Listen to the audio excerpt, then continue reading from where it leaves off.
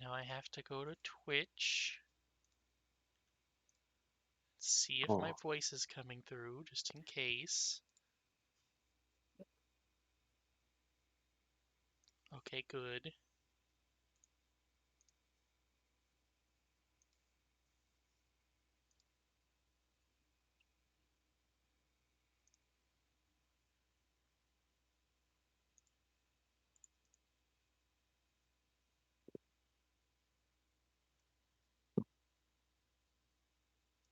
There we go.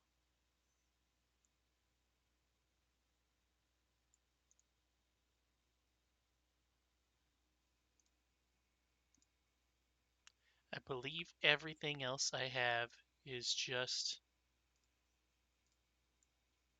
mechanical and stuff like that, but I am still gonna put right here for a second. Um, Potential spoilers. There we go. Just in case anything slips.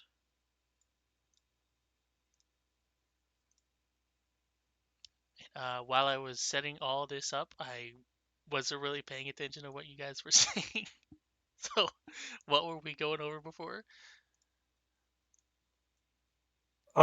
Basically, how the in character uh, justification or behind people grouping up and dispersing and yeah. I mean, the out of characters organization is probably important as well.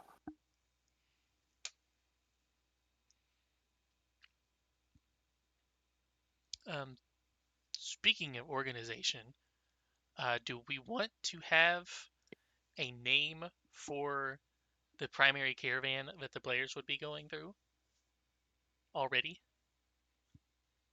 Oh, Because presumably there would be more than one, so theirs would have to have its own name. Why not? Why don't we just have a pool of names to pull from? Ideally, something that's meaningful, but as far as names go, I'm fine with whatever. I believe in Crystal Chronicles they literally just took the name of the town and then put caravan after it, which is a bit lame. So theirs would be, oh, it's the Newport caravan. Wow, thanks. I wonder where they're from.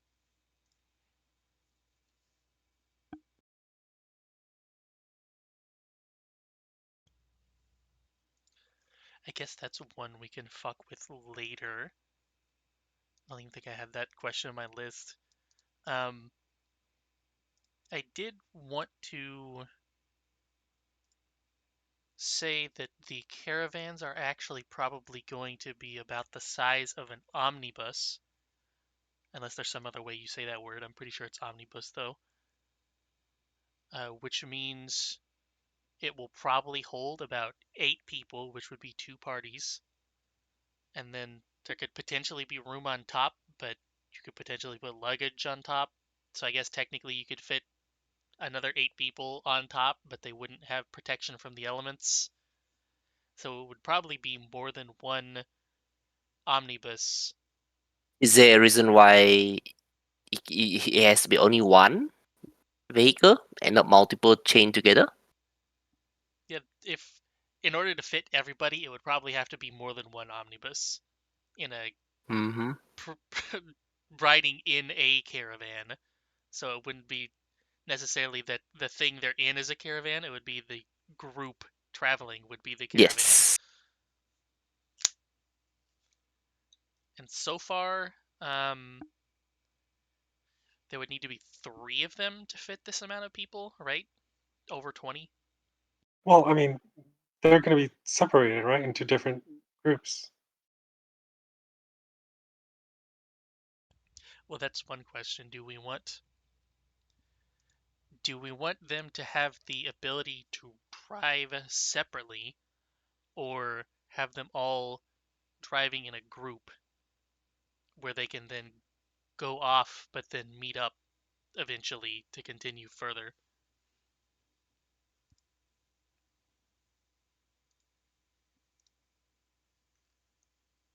Yeah, I mean, I think that's Hmm. what we were considering with the grouping and ungrouping.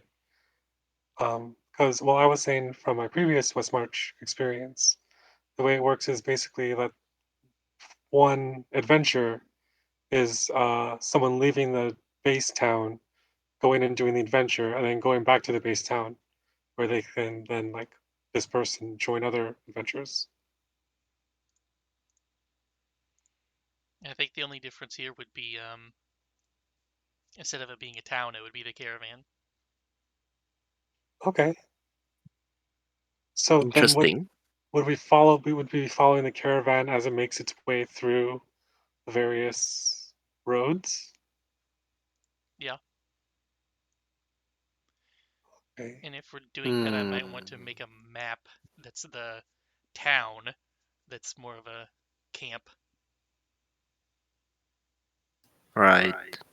So functionally, they could get like a, a big quest, and then as the caravan travels, it fluctuates numbers of people as they go off on smaller quests. Well, I don't know if we would call the caravan a big quest. It would just basically be like a moving A moving home town. base. No, but the more it's more of how would they track the caravan? I Also, mean, we would just You probably kind hand of wave. wouldn't need to track the caravan, really, because I mean, you would have your group go out and go on their adventure with the caravan, and then they come back with the caravan, and at No, some it's not point with the they could caravan. See, just it's more of as I understood it. We are not necessarily based on the town itself, but on so this caravan is actually the home base, Yeah. and your quest will start in the caravan, out to the wilds, and then go back to the caravan to complete the quest. Yeah. Right. Yeah. So, and if the caravan is moving, then there is Oh, a it'd probably be more of a hand wave, like, oh, they just catch up. Like the small group moves faster than the 20 or than the large yeah, group. I suppose so, but hmm, I think we'd also need to figure out why is the caravan moving in the first place. that's true. And if you have a moving caravan, there should always be at least a regular cast of NPCs, right? Yeah, that makes sense. To serve as, I guess, a provisioner. There'll be at least one quartermaster. Uh, somebody to handle security, the leader, that sort of thing. Yeah, but the why of the caravan is important first before we delve into all that. How are they funding this, for example? I mean, it's most likely probably going to be a trading caravan. Great. And the original So idea it'll be a is that it would trade. be it's traveling because the plant that they need to get to keep the town safe is not able to be cultivated, asterisk, because that may change. Um, and you have to travel around to actually manage to find one. Okay. That makes sense. So is the caravan, say, hired by Newport in order to find them this necessary plant? Yes. Okay. And I assume for story reasons, the plant cannot be grown. Yes. Asterisk for Okay. now. All right.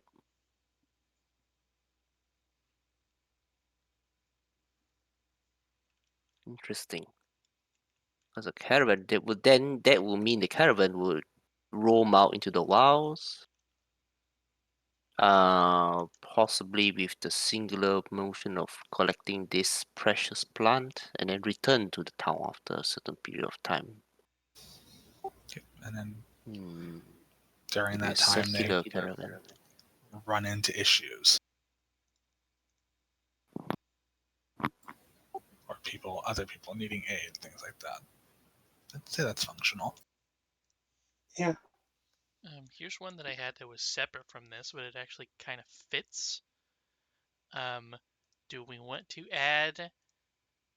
I think it is just called a caravanserai, which were inns that were placed all over the place that were specifically designed to hold people that are traveling on a caravan, just to give them like resupplies and stuff before they continue on? Or do we want it just to be camping? Or maybe mostly camping and then these every now and then? Yeah, I mean, I'd say the hotel style thing is not a bad idea near maybe like major roadways or cities, especially if caravanning is an accepted way of moving groups of people. I mean, story-wise, isn't there like something that stationary or well, like don't wouldn't these small sarai or hotels also need the plant to ward off the miasma? They would. And maybe that's what they take as payment for it. Yeah. Okay. You could also then incorporate some that they stumble on that have been vacated due to the miasma, and now other things are living in them. Yeah, that's true. Probably. I mean, if these plants are as rare as they seem to be, probably not that many fixed encampments or um, because you want to like if you only have a limited amount of living space, you would want to concentrate your population. I mean, the whole function of this is to facilitate trade, right? So is it if there's a existence of this, that means there are other towns which they are known and trading with Newport, right? Yep. All right. So the location of this would necessarily be between those, or rather in known trade routes. Yeah, I think we just shouldn't have too many of them. Yeah. Probably not more than a few in each direction, to be honest.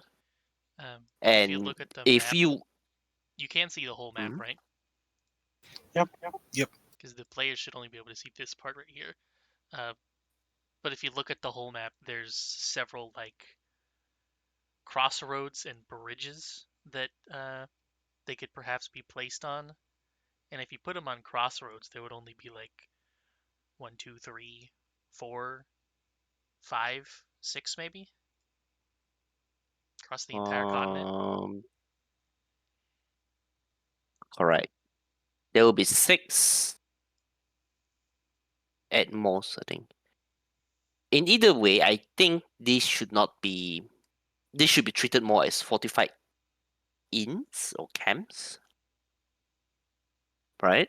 Because they'll need to defend themselves. I think they usually do have walls, so yeah, Oh, they have like okay. walls and then a big fence that you have to shepherd the horses through to It's bring in it the might be, it might caravans. also be worth asking, if you were to source these plants, right? Do they need to go out in the wilds,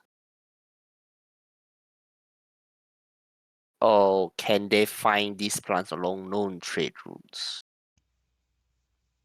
They'll need to go through the wilds, right?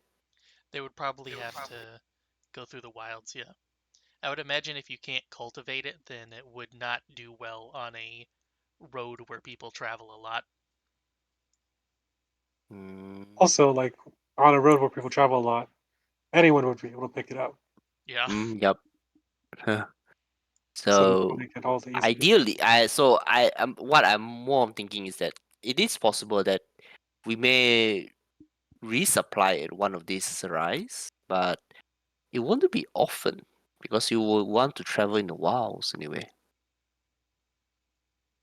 Mm, I mean, you'll be like 90% of the time you'll be spending the time to camp and then returning to to one of these for resupply once you have gathered your few. I mean, in terms of searching the wilds, they would just probably go really slowly along the main road, and then have the adventuring parties comb the woods. Hmm. Because True. the wagons and whatnot wouldn't be able to go into the woods or whatever rough That terrain. would. Hmm. I'm trying to think. So, how many adventurers do we have currently? There are those that signed up anyway. Including the GMs, I think it's somewhere around the low to mid 20s. Okay, 5, 10, 20 15, adventurers. 20. I would say that we 30. at least be an equivalent amount of NPCs for the caravan as well. They'll make it quite a big caravan, but because you will need somebody to act as, I guess, guards, somebody to lead the expedition, to the hold supplies, multiple Well, somebodies usually. I mean, I guess that the thing is with the Mm, adventurers, not all of them would leave the caravan on an adventure at once, that's ostensibly. true. So you'd actually probably only need like 5 to 10 NPCs to like take care of I all mean, the. they all don't need to be named. If this one, someone they could have been left as guardsmen or whatever you want to call it, or caravan guard even. It's more of just trying to determine the size of this moving group. 30 people. 30 sounds about right. Okay. Plenty to defend themselves though, too. Okay.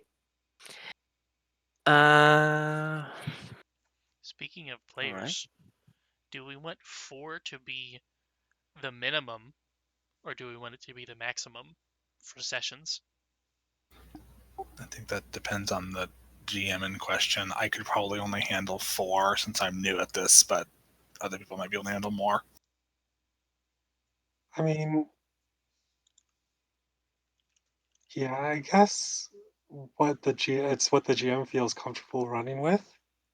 Um, I mean, system-wise, I think that we should probably no more, like probably no more than 6 in a party, and no less than 3. 3. Like absolute, like those are like would be the absolute, um, like expectations. Like, hey, like no one's gonna take more than 6, no one's gonna run less than 3 with less than 3. Yeah, I mean, there could be an in-world explanation for the 6. You need food, supplies, Yeah, plants, so... Yeah, there's only limited amount of provisions you can stray from the you can carry, and given the miasma, you cannot stray too far on the caravan, since you will really risk running out of the the magic juice to ward off the miasma. So yeah. by itself, that means that you are sort of tethered to the caravan, so to speak, for say a radius of like 5-10 miles, I guess it depends even 15. if you take like horses or not. Hmm. Is it something Probably, that well, that also depends on how valuable horses are in this setting, right? Probably a lot because they'd have to carry the caravans.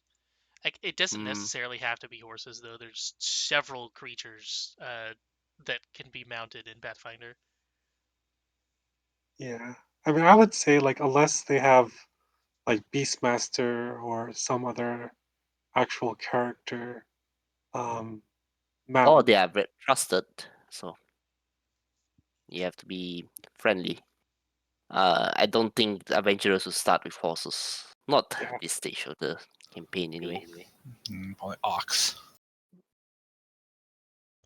Strangely enough, I don't think they have oxes as Weird. animals. Yeah. Okay. Nothing to plow the field with. Or well, rather, there's no fields to plow. How Wait, are I we think going they to... have. There could They be should have field farms. farmland, but They it should would have have to be farms. Yeah. within the protection of the plants. yeah. Hmm. So probably a lot more greenhouses or like very vertical farming.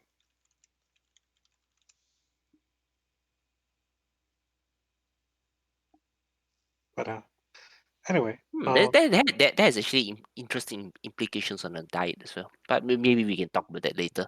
Yeah. so I think just to cover what we've decided, basically all the adventurers are going to be a part of part of this caravan that roams the woods or roams the roads with the adventurers combing the woods for this special plant, which then the caravan sells and uses to trade and whatnot. Um, and then Interesting. basically, That will mean the plant itself is currency, not gold. Gold will be secondary currency in this case. yeah, My Hmm. original idea is that the mementos would be the primary currency because everybody's looking for some old relic that you could use to spend 10 minutes to turn into some type of extremely valuable, I don't know, super death sword. um, Maybe those are the equivalent of gold pieces. So what the plants are the equivalent of silver pieces instead. I think it's You need probably these the to other way survive. around. Like Yes. probably the plants are more like platinum or or like yeah, platinum. Or even Maybe even just like the platinum plants are like bars. trading real estate. Yeah, Yeah, they're like uh, bonds or something, or basically the plants are super expensive. yeah. Yeah, they're like bullets in Metro, so you can use them. Let's see, if I had to, off the top of my head, if I had to price one of these plants, I would probably say 10 or 50,000. And if I go to treasure by level, that would be about level 11 or level 15. So that sounds about right, yeah. What unit of measure are we using here? A Gold. gram that costs? No, no, Oh, no. A that gram would of be the for plant. one protection worth of plant. Okay.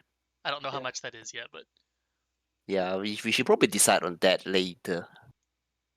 It's interesting because one would think that because this is so essential for living, you wouldn't find precious metal being used as currency. It'll be this plant instead, and mementos when we Well, I come to don't that. think people would trade the plant per se. Like You you would wouldn't trade normally for like it, right? Like the Sarais did to survive. Yeah, yeah, you stuff like they would trade for it, but they wouldn't trade it like, oh hey, I will take a plant for like a a loaf of sword. bread. Maybe it's a lot of swords. if you have an extremely powerful artifact, maybe they would trade it for one. Maybe, yeah. Oh, okay. Given the plant's importance, and I'm assuming it's somewhat rarity, is there precedence for like territories? Like, oh no, you don't go into this little dead-looking island on the right. They're crazy protective of their plants. Probably. I assume we did none of these. Well, the big towns are anything more than city states, right? They don't actually claim the surrounding territories. At least they're not. Uh, they don't have that sort of interest, right? I mean, I I'm wouldn't not think they have the sure. capability because they wouldn't be able to. Yeah, you need to support yourself to claim territory. If you can't even venture into the wilds without taking this burning your resource, it's a little hard to justify, claiming all that territory. Yeah. And one of these, since I've already mentioned it in a lore thing, Sephiroth, it's literally just a very large tree. that they kind of just built around. So that one's not even really territory. It's kind of just some stuff they've put up around a big tree. Which happens to ward off the miasma. That would be the implication. Perhaps. All right. That's actually a very interesting idea. Okay.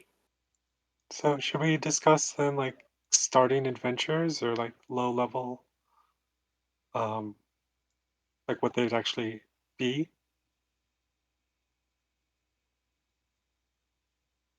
Well, we do have a natural driver. Namely finding scouting for the batch of plants, right? So you hear rumors that certain so and so village or abandoned village or location has this rare plant growing, or maybe even a cache of it, for example, right? A cache of it. So you want to retrieve it. That alone probably be a campaign of its own, right? Sort of. Yeah, I have a house I've been working on for a while that is designed for low level scariness, but it kind of emerges from the miasma, and I haven't decided if some wandering scientist finds it or what. But Mm-hmm. I think a notice board in town is probably a good way to start. Or I written had uses a caravan. I had an idea of if you're describing locations for them to go to, just because of the effects of the miasma, you may end up with descriptions that are not entirely correct, or perhaps they're lies, because of people preying upon the idea that so many people don't remember things, or perhaps it's not entirely correct and they just get some stuff wrong sometimes. So, like, if there's a mansion, perhaps people could be like, "Oh, I heard it's a vineyard," but what if it's not, and it's just a big thing, and that's what they assume a big mansion is? Yeah, I mean that makes total sense, because even nowadays, without a magical mind melting mist, it's a game of telephone is not exactly the most accurate way to get information.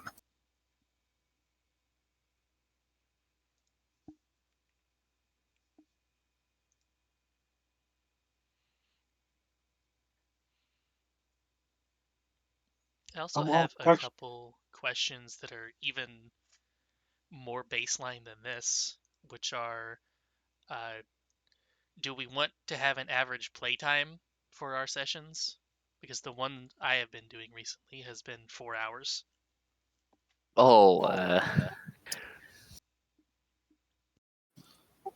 probably stick to 4 for me. Maybe the first couple times I end up doing it'll be shorter, just because I still haven't gotten the time longer, because I don't know how to run the time yet. But I think 4 hours is probably a decent average. yeah, I mean that would probably be the GMs or the individual Yeah. GMs, like what they can I'll do. probably run mine on the shorter side, simply because I don't usually have that much time to spare. Yeah.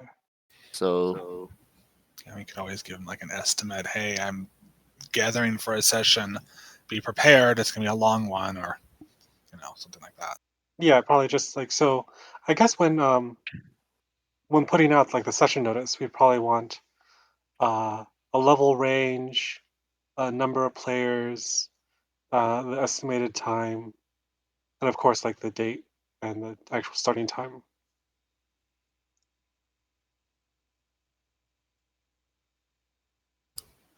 I guess that does lead into the leveling question too.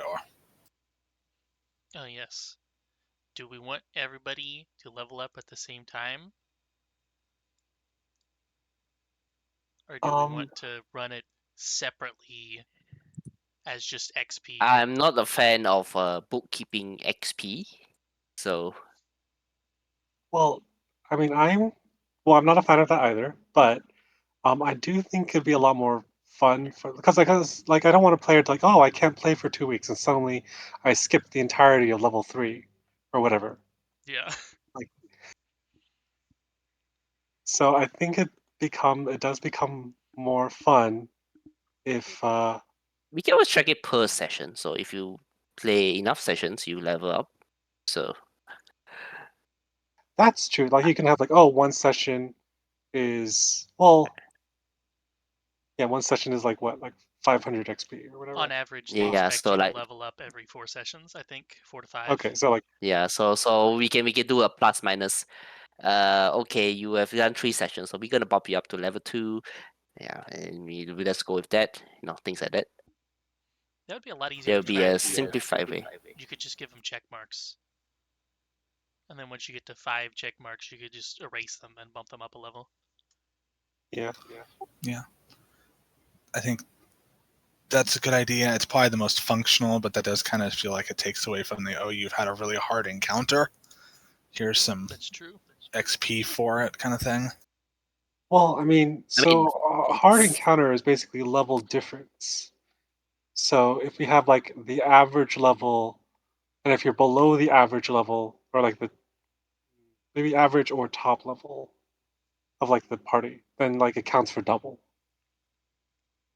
That's the Like, way cause it, they actually recommend doing it in Pathfinder Society. So if you yeah, that have a mixed group, the players that are lower level effectively get double the XP until they catch up to the people at the top. Okay. yeah. That would work. I was going to mention that if everybody levels up at the same time, we would have to give out loot faster, but I think we solved that with the check system.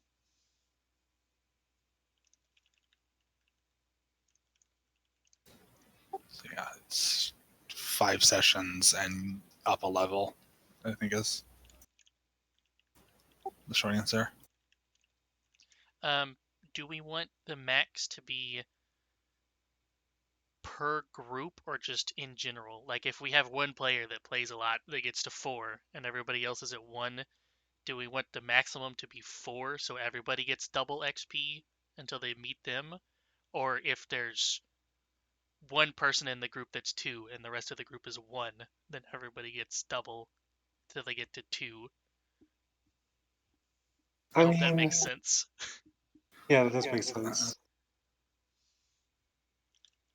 Um, I mean, I feel actually like that probably that we shouldn't allow that level 4 person to get that far. I mean, I know it sounds a bit, but Yeah, I mean it may not be like helped though. yeah. Yeah, I mean, if to some extent there needs to be limitations on that. If someone's bypassing everyone, maybe they should set out a session or two. But um, in that case, it should probably be based on the highest level person. Is that highest level in the party or highest level in the campaign? Probably party. If we go camp, I would say, yeah, okay. Well, Yeah, probably party because you're designing the encounters around the party. Yep. Yeah, that makes that's sense. true.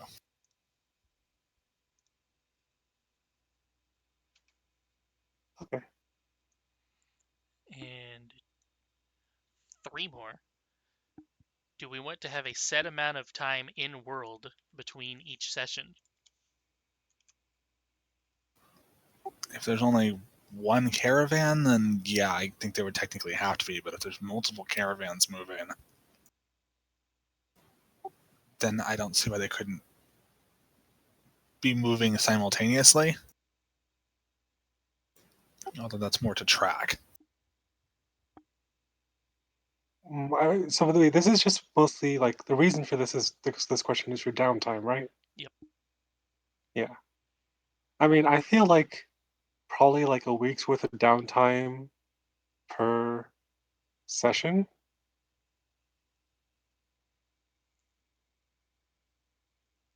Because like we want to give players downtime, but I mean, Or actually, do we want to allow like just like, oh, I'm gonna just sit in camp all like while all of you are doing adventures, my inventor, alchemist, or whatever is gonna sit in camp and build stuff. If we did that, it would actually give people a reason to build like crafting characters, and they could still contribute even if they don't have the time to play an actual session. That's true. So Are we forcing? Are we giving them? I'm not sure how that works though. So what they say they're gonna build something and then they'll just hand it off and probably role play it out. Is that what I'm thinking? I mean, I guess. Well, what I was thinking mechanically at least would be for every session played, um, like the clock in game would move 3 days, so they would like, and then obviously when that happens, everyone exists for 3 days. So if they're in a position where they can use downtime, they can use downtime. Hmm. Okay. The base time for crafting is 4 days, by the way, so we may want to make it 4 if we do that. Oh, okay, yeah, that would make sense. Then.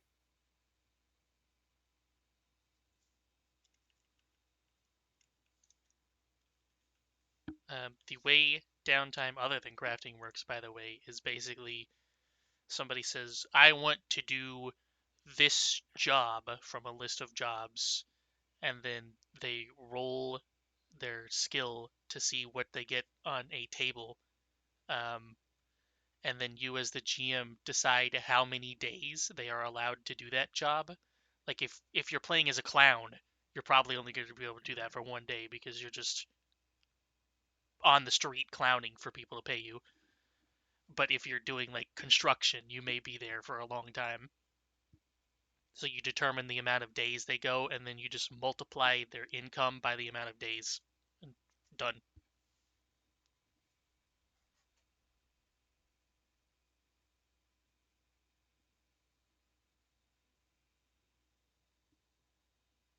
Yeah, probably 4 day chunks though would work. I mean, if they are all, everyone is in the caravan, and they would probably be expected to like change jobs. Like there really isn't like permanent work on a caravan Probably not. Except for like for repairing the PCs at least. caravans, I guess. Yeah. Feeding the That pack animals, does whatever bring they up are. a question though. So we have a caravan that's moving. Would there? What happens if they say something happens to the caravan? So I guess this is under the purview of Dub here. Let's say Dub says the caravan is halted because there's a broken wheel. How would you handle that between the GMs? A broken wheel probably wouldn't be bad enough, but something like a Probably like I mean, mudslide, that maybe. is more yeah, mudslide. okay. Mudslide, broken breach. No, things like that. Um, So how would that be handled between the GMs? Would the Dub be the one be to adjudicate the matter? Hell, that may be a good, uh, another good reason for people to make like crafting characters because then you could have like a little event to have skill checks to fix the mudslide to continue going. Mm. I think the question is like, so because if the base town is this moving caravan, um, what happens when something happens to the base town or moving caravan? And in my opinion, I think basically just make sure nothing happens to the base town. Like it'll just have plot protection and just keep moving. Um, or we can maybe like make a big event, like oh, like we need tons of party, like we to like A get raid. the medicine to fix the horses, or get the materials to fix the wagons, or like I'm no, I kind of like that idea. It gives a, you know, brings groups that may not oftentimes have interacted together. Yeah, like a shared goal. Um, but I think like for the main part, like outside of events, probably the caravan just ignores small, like it doesn't, bandits don't attack it, and Yeah, I mean the bandit attack or something. It has its own protection. yeah, and like just one party goes and deals with it, and it doesn't really affect the other parties that aren't actually on that quote unquote adventure. Would we want to perhaps have things like that, like a bandit raid, where we have multiple groups of people? Like, here's one team defending the caravan, here's one team sending an advance party forward to the bandit camp. Maybe even two parties to the bandit camp Yeah, if you want it to be exceptionally large. Yeah, could do yeah, that. That would require a little more organization, but it's probably doable. yeah, that seems fun. Like that would be like an example of an event, um, a large scale. Like, oh hey, we need all hands on deck. Everyone does something.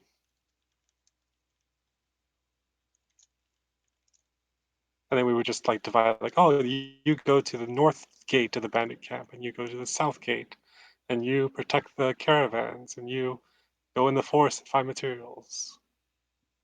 And then that would be 4 different sessions.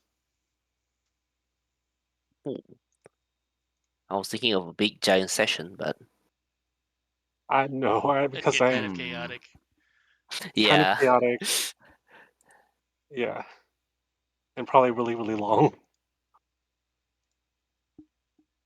I have one question here that is what happens between sessions, but I don't know what I meant by that, so I guess I'm I'm just assuming gonna that was more erase that one. downtime.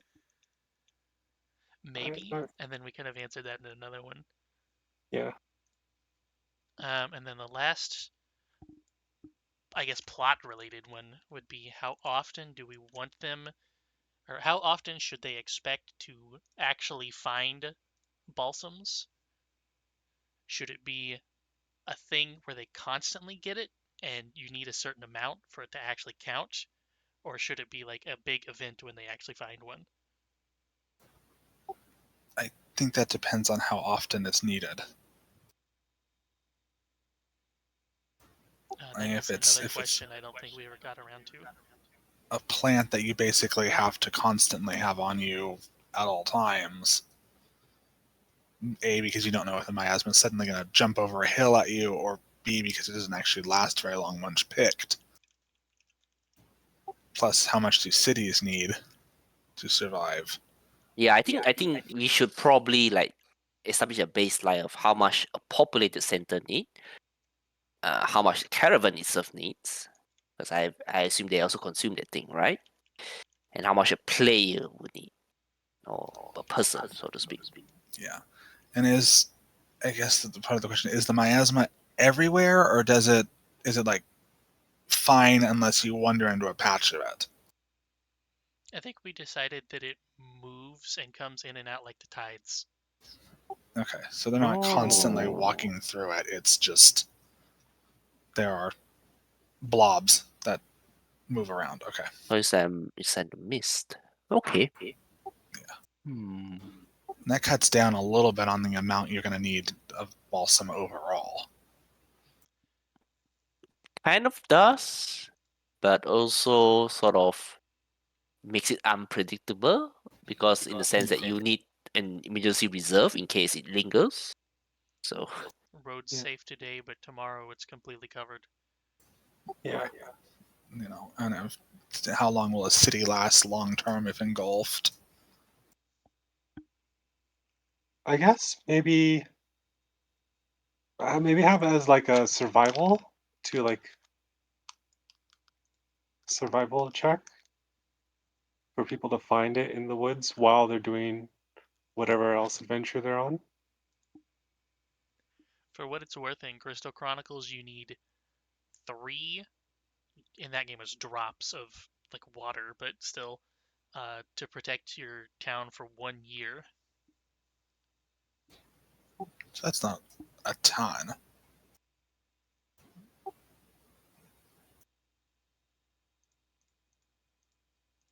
Okay, Also, then in this maybe like a case, In this case, it's not a big tree that you get a drop from. It's a small bush.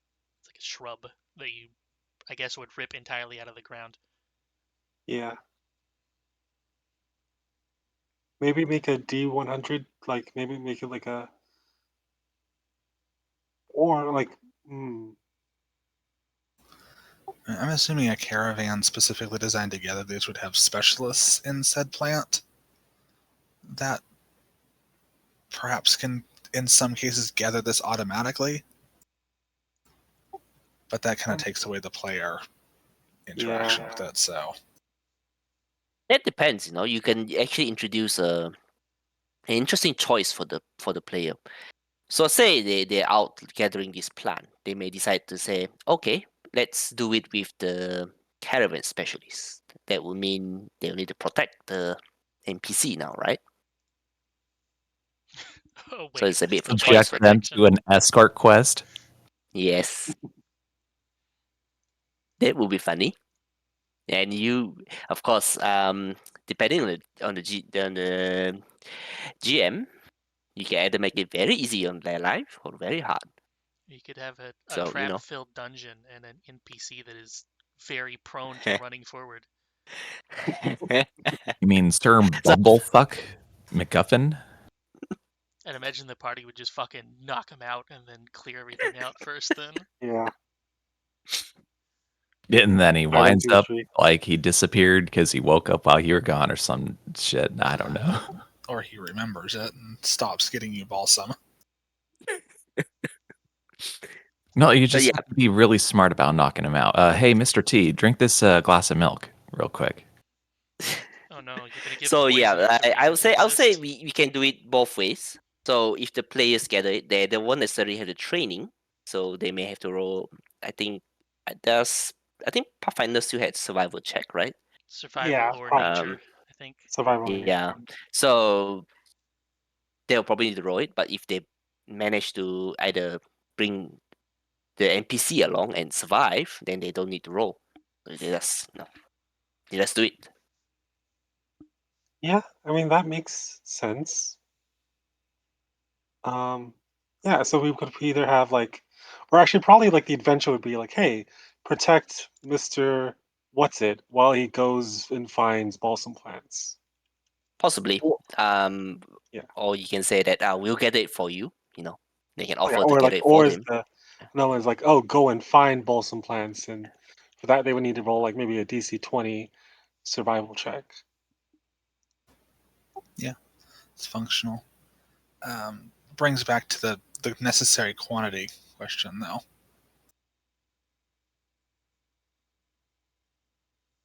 I mean, I think we should just like maybe find like based on like the necessity for it, just find a gold equivalent value maybe, and then figure out from that like, oh hey, if you get a balsam plant, that's the equivalent to like a level's worth of stuff, or like half a Maybe level. I think maybe we should yeah. I think a fair equivalent is that you have to burn half a level worth of gold to survive one day in the mist. Would that be fair? That doesn't seem fair. Yeah. Especially since it goes up. I don't know. I don't know how Pathfinder will structure this sort of expenditure. So,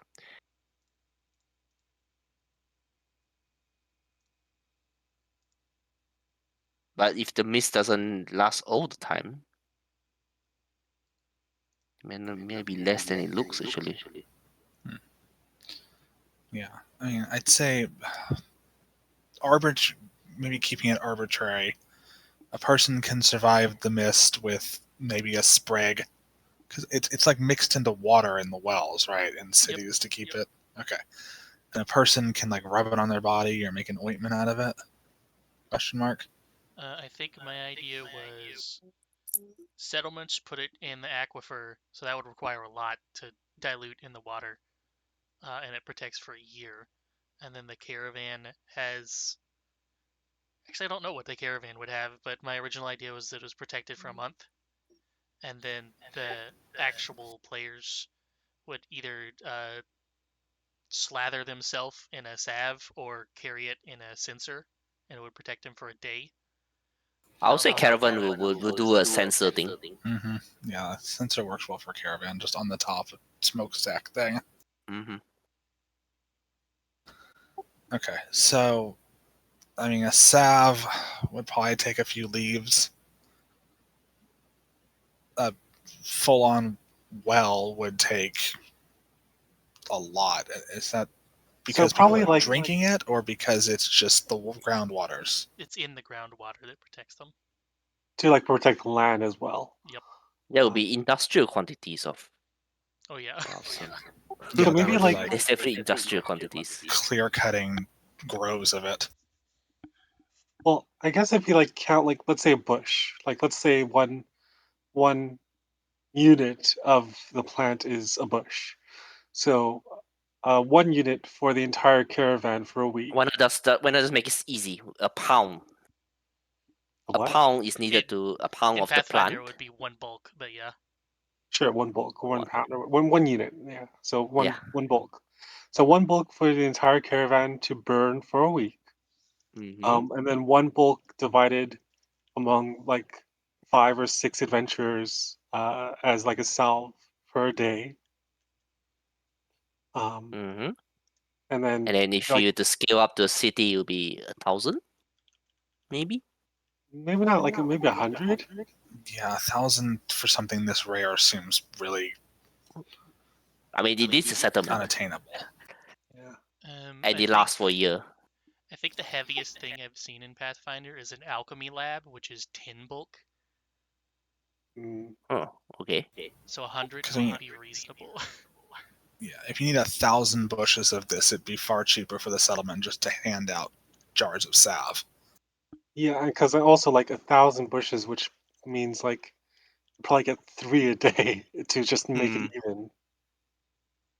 So basically, for the settlement to survive, you need to find one every 3 days for the settlement,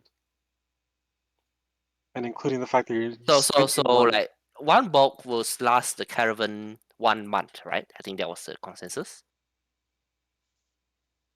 It's a What he matter of how said, much. if I got it right, it was one bulk for 1 week for the caravan and one bulk per 1 week. five adventures or 5 adventurers. 5 adventurers. We Okay. could sub that down a little farther and have the NPC caravanners also included in that. Just, you know. Because I would think that a settlement will definitely use an order of magnitude more than a caravan. But how much is probably is a question. 10 times seems a little too small. Well, let's see. Crafting checks take 4 days, right? Yep. So I'm assuming you're going to have to process this somehow. Can't just dump a bunch of leaves in a well. Probably not. So let's say 4 days, a few bushes every 4 days. If For you processing go time? just by the crafting rules, if you consider it to be a consumable, you would multiply it by 4. So that would be probably 4 light bulk per 4 days. And it takes 4 light bulk to equal 1 normal bulk. So 10 days to make 1 bulk worth. Yeah, no. Now we're getting too mathy for my brain. So I think what it seems like to me at least is basically every single adventure, every day that you should find, and maybe at least one or more, like 1 or 2 bushes of this thing. Yeah. It's sounding like with these measurements, it should be a lot more frequent. Yeah. I mean, we Hmm. could probably like dial it back if you do want it to be more of like, oh hey, once in a blue moon, or once when you're really, really lucky. Yeah, I mean, and it's safe to assume that a settlement is not going to entirely rely on just the party to gather their stuff. I mean, they're Yeah, probably they going to probably have have their own multiple. house or like local adventurers searching their local woods. Reserves, having trading, that sort of thing. Yeah. Yeah. So I mean, in some extent, you can, unless story specifically required, you can almost, I guess, hand wave the settlement a little bit. Unless we really need a point of doom for said settlement. Yeah, that's true.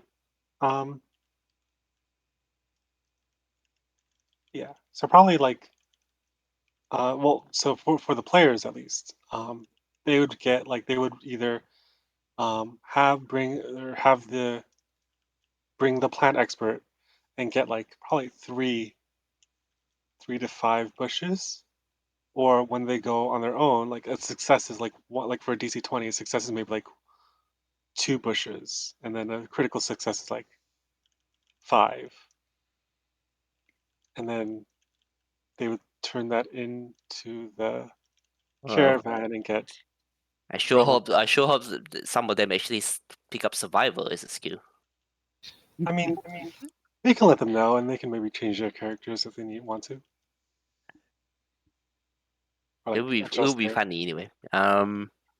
Well, Do we need either to way, play survival or It nature? would be interesting thing. I'm not sure if this is a bit too much bookkeeping because I'm not really a fan of it. But it would be funny to have us tally the whether or not the players fulfill the quarter of bushes to pick Oh by the no. end of each session.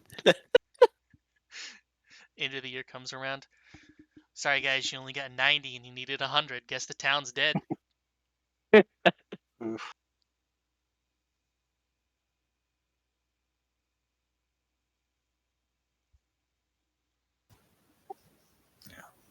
Hmm.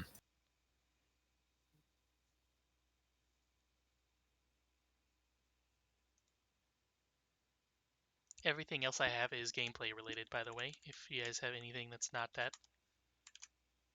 Um.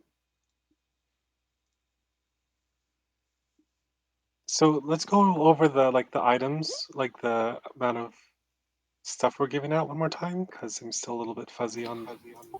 Yeah, let's recap that a little bit. And the mementos, I think, are a little bit, unless that's what you meant, is the mementos. Yeah, that's what I meant. Like the because that's the items that's basically the gold or equipment equivalent that we're giving out, right? Yep. Yeah. For that, you Are we still basically giving just out go off gold? of this chart, but we're going to have to add extra per player. If you scroll all the way to the bottom, it has if there's more players, then add 1 permanent, a party's level or higher, 2 consumables, party level or higher, and currency equal to the extra currency. So basically, for every additional person, we need to give out 1 more permanent, 2 more consumables, and the extra gold on the end there. Okay, so, but this is over the course of a level. Yeah. Um. Hmm. So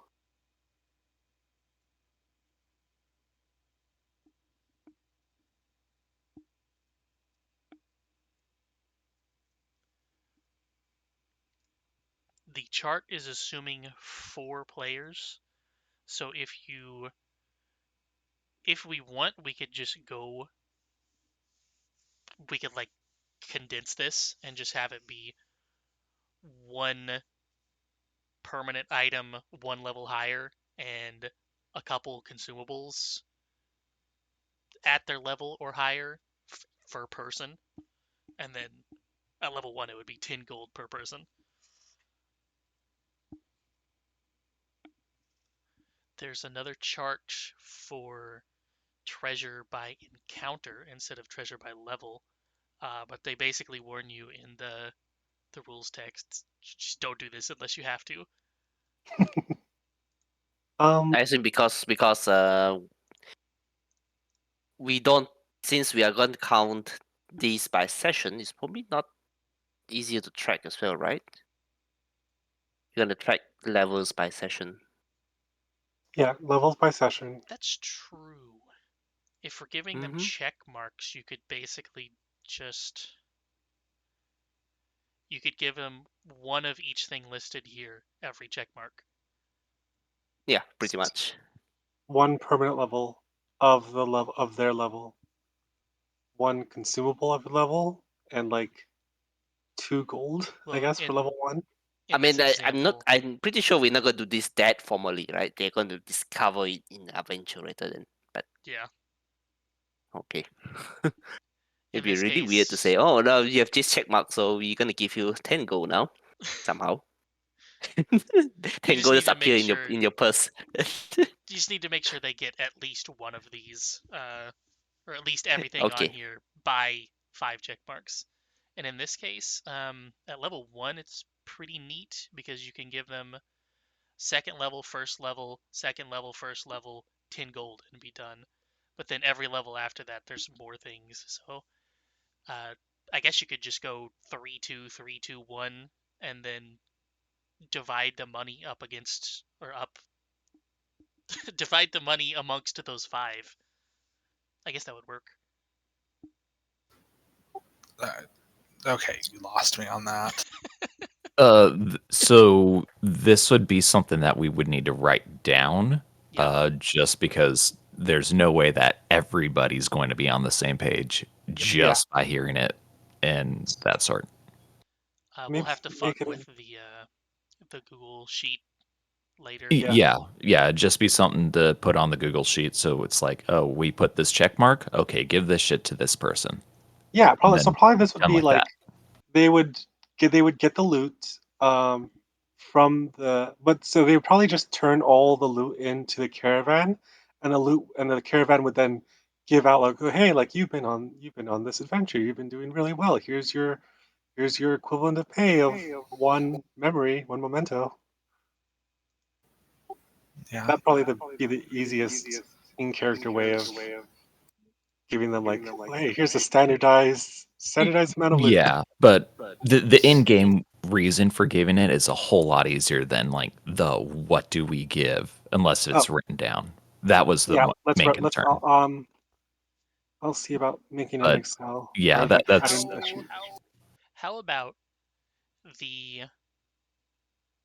ritual that they do that takes 10 minutes to transform a memento into anything they want? Um, how about that is empowered by, or you need a material component that is basically like a script they give you. So everybody would have a first level item script and a second level item script.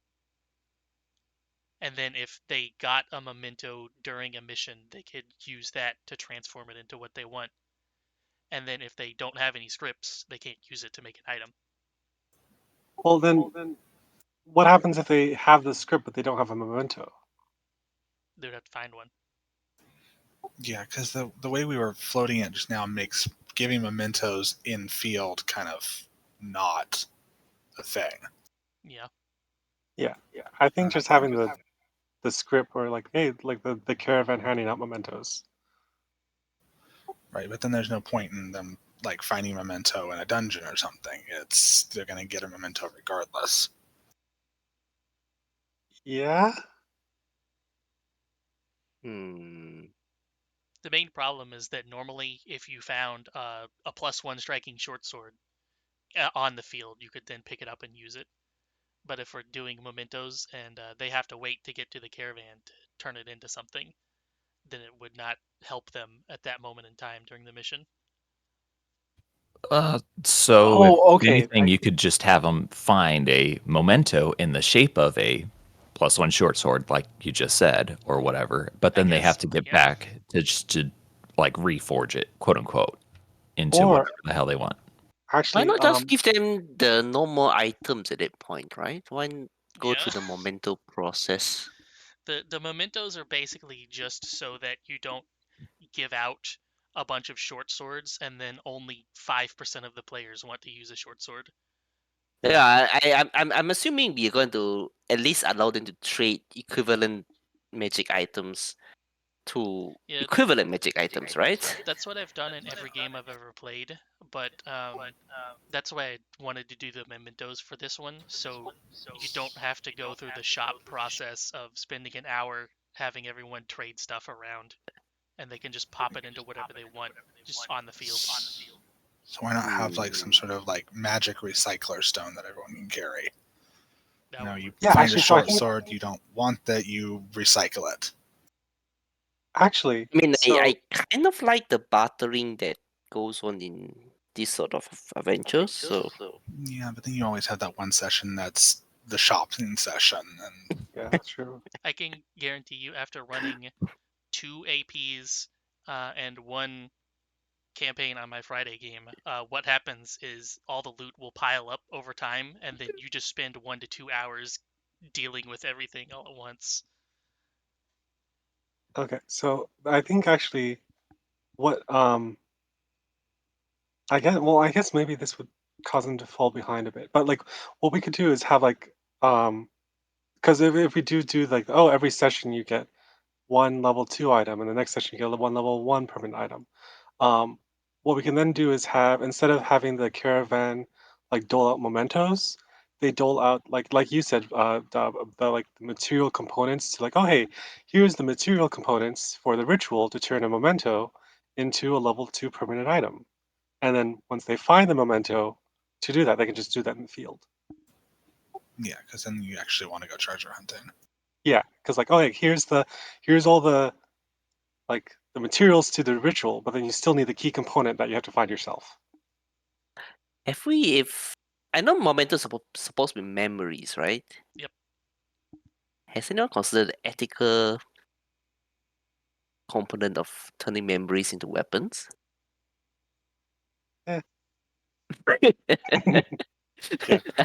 Would you I I like think mean, that yeah, an example of one of the things that I have done so far that would count as a memento? sure. Um,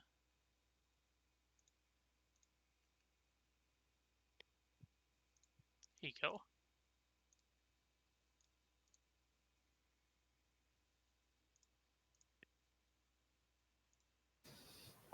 Yeah, and you can turn that into whatever, I guess, with the proper script.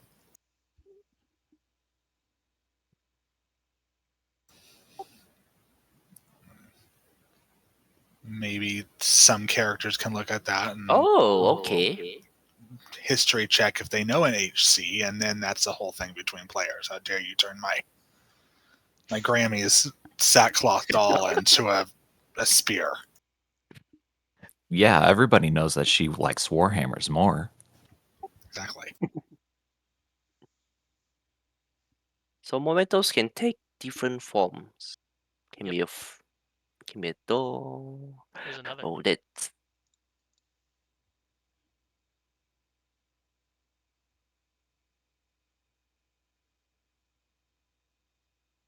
hmm. I think that actually has some. That will raise some questions among the players. I think. Let's say an NPC wants this a memento. How do you intend to reward them? Is there a reward for passing a memento back to an NPC? Returning it, so to speak. If we did that, it would probably have to be a custom crafted item that we've made ourselves. Because then you would want it to be better than the, Yeah, you or at want to be least better, right? different. Hmm. Because Are we if, giving them this choice? in this case, it's a item 2, so if you're going to trade out potentially full plate for some type of weapon, then it better be a unique magic weapon that does something that they can't just get from another level 2 item. Okay. I think that's fair actually, because you are giving up immediate power for potential power in the future. I like the idea. Okay.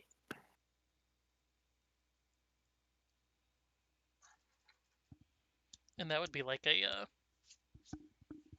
go to my house and find this thing for me. My house is beset by zombies. And then you find Yep. an old crock pot or something. I don't know. Mm-hmm. And of course, you also give the option of players to just turn it directly into a weapon if they wanted to. How dare Oh, you get full rid of plate or Yeah. whatever. like I know. Randy's crockpot? Or whatever. Yeah. Dare you turn my crockpot into a sword? Yeah. I will remember this, and later that becomes a thing. Quick question. So if we're just giving that, if we're using the mementos for their items, what's the value of gold then? Like, Yeah, I don't think there is a value of full gold in this Um, setting. That's the thing. or would Specific they be? items in Pathfinder do have specific prices. So if it's usually standardized by level as well, but some uncommon and rare items are worth more. It doesn't really matter that much. Like if somebody got a rare item that's worth like 50 gold more than something at its level, you could probably just subtract the 50 gold and have it act as just another thing at that tier. Um, Okay. let me I give I you mean, an mean, I still think need example. it's more of food. a Like, why are we giving functional them thing, gold? right? Yeah, we're not giving them gold, right? Well, let me give you an example. Here's one that are probably going to be bought a lot because casters want spell hearts a lot to give them more cantrips. So if you give them gold, they could use 55 gold to just buy a memento that's level 3, or perhaps even people are just selling these spell hearts normally. Okay, so they Maybe, would be able to buy stuff with like gold. yeah, Okay. maybe the Yeah, specialized like a stuff memento is pawn shop. sold for its normal prices because then uh, it already exists. There's no potential there. It's just the thing that it is. So then they could pay the money to get the thing that they want. Okay. Is there the potential that this ritual can fail, No. or is it guaranteed to work? Okay. So you could have a caster that gets a level 3 memento and they could transform it into a flaming star to give themselves the produce flame cantrip. Or if they don't want that on the field, they could just go back to the caravan shop, I guess, and just pay 55 gold for a flaming star.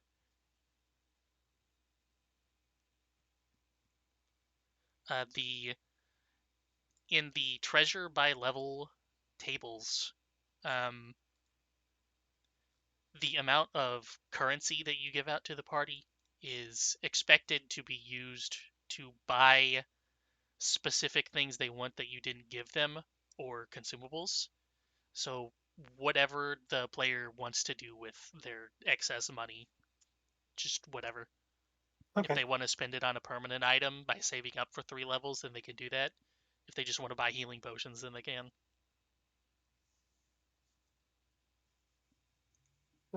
Dub, are you able to see the Are you looking at the Excel sheet? I can open it now. Yeah. So I added another sheet, the items by session count. So basically, because they're doing 5 sessions per level, essentially they do the equivalent of 100 sessions worth to go from level 1 to level 20, right? Or well, Sounds actually right, yeah. 90, probably 95. But anyway, and then like I for level 1 we said like, oh, the first session they get a level 1 permanent thing, and second one they get a level 1 consumable, and third session they get a level 2 permanent thing, a level 2 consumable, and the last one they get 10 gold. Right? Yep, That's the idea. And then we would just have like a player that would work. that, and then like, and they would just count like, oh, what session? Like, how many sessions have you been on? Worth at least. You could also just check these out of order if you want them to have something earlier. Yeah, Like I like guess. if there's any strength characters that don't have heavy armor, then you would probably want to give them the level 2 permanent first because that would be full plate. Yeah. Okay. The gold exists in this setting. Yep. Okay, all right. So the game ends once each player hits 100 sessions, essentially. Well, I mean that's when people reach level 20. Well, yeah. I will be impressed if anyone reach 100 session. To be honest, Yeah. Well, remember we are counting if they. Well, actually, You would just need one player to reach 100 sessions. Technically, yeah. on that character. So Yeah. Technically, if there's somebody that always plays from behind, they would be playing half as much to get to the same level. Yeah.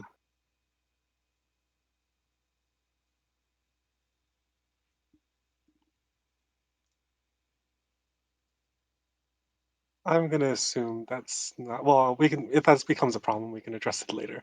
Yeah. Yeah, that's true. I mean, we could always say, okay, you've played this session, but you don't get your check mark for it because it's still going. Thing.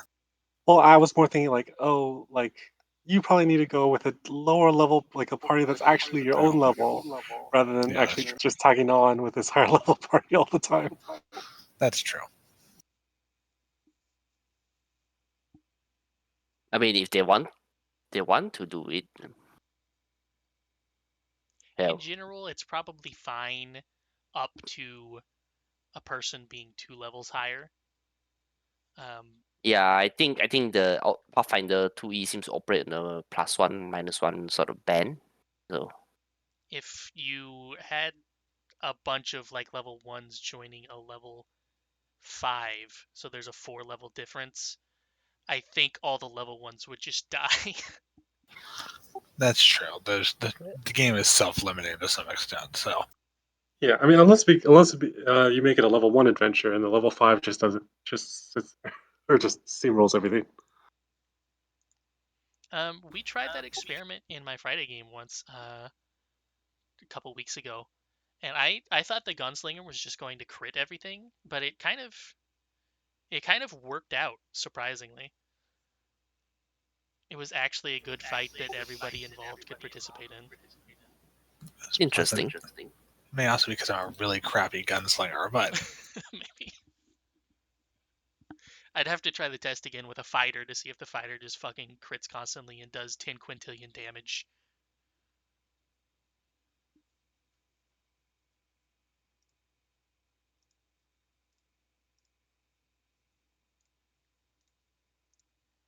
Have you guys got anything else, or can I move on to the gameplay questions? I think that's it for me. Yeah. yeah, good for now. I mean, I'm sure there will be questions that pop up Oh, there is one I missed actually. later. So Do we want to literally use Skyrim map markers to, to mark things on the map? It would certainly make it easy. I I mean, mean, it works. is there a Mac reason not markers. to? I suppose you want to preserve the sanctity of certain uh locations, maybe. I don't know. I would probably just use the generic one. I wouldn't have like Markarth, because that would be weird. It would probably just be the ones that are like mines, grove, um, Town. prison. Is there one for prisons? That or dungeon? I I think it's think dungeons. so. And I know there's towers as well, even though there's only like 5 of those in Skyrim. But yeah, I would just have to take maybe an hour to copy those and then paste them all into our Foundry thing to use them. Um, Here is a very large one that may affect entire builds for casters. So a baseline, the polymorph tag says you cannot use your hands to manipulate things, and you cannot speak while you are in a battle form to prevent you from being able to cast spells. However, there are some of them, like the level 20 spell for Divine Spellcaster's Avatar, where you become an avatar of your god and get things related to them. That one lets Mm-hmm. you use your hands because you're becoming a god that has hands. But rules is written, you still can't speak even though you're a humanoid and you are a god that can speak. So you still can't cast spells. That's dumb. So do we want to allow spellcasting for the few cases where they can speak? I think I'm good with. Well, there's one issue. Like, so some spellcasters don't speak. Like, they exchange their verbal or somatic components with other, like, for example, psychics. I don't know if that's particularly relevant to this, but I'm sure there's other examples as well. Like, they use their emotional or mental or whatever um, components. Would they be able to cast well polymorphed? I I would. think rules is written yes, because as long as their form allows them to use manipulate actions, because then they would be replacing the verbal component with a manipulate component. So technically the spell should still be able to go off.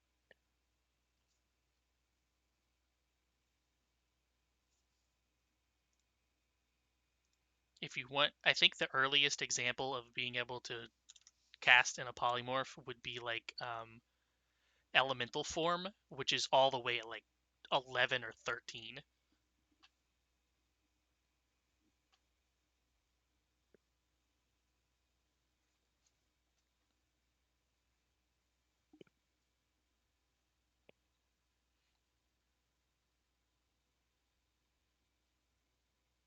Also, for what it's worth, Hmm.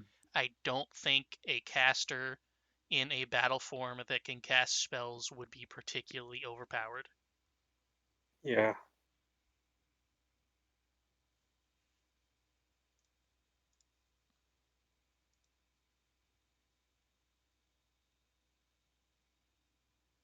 I mean, I don't think I know enough of this system to comment, so I'll just say, yeah, I'll just go whatever you guys decide. If you want an example of how the polymorph spells work in this, it's not like I guess every other version of D&D where you pick something from the bestiary and then you turn into it. Yeah, So you don't pick the thing with overpowered stats to perform higher than you should be. What happens is the spell will give you a stat block and say, this is your athletics, this is your to hit, and usually it will give you a list of choices and say, this is your damage and the effects on that damage. Like if you turn into an ape, you will get a D8 punch and it will have shove on it or something like that. But yeah, other than okay. that, every single animal you turn into is going to have the same athletics and the same to hit. All that changes is the damage and potentially number of attacks you can get, because some of them can get like a claw and a bite, and then other ones will just be a fist.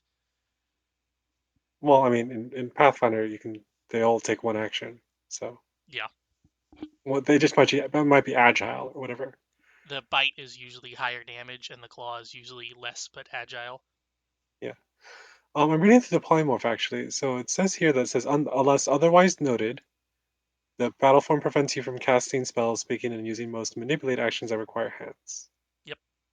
So I mean, I think it does say unless otherwise noted. So They usually note that you can use your hands, and they usually never say that you can speak, which is weird specifically for the ones like Avatar and Elemental form, because you gain.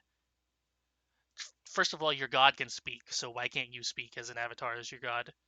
But I believe for elemental form, you gain the ability to understand the language of whatever elemental you are. So if you understand the language, why can you not speak it?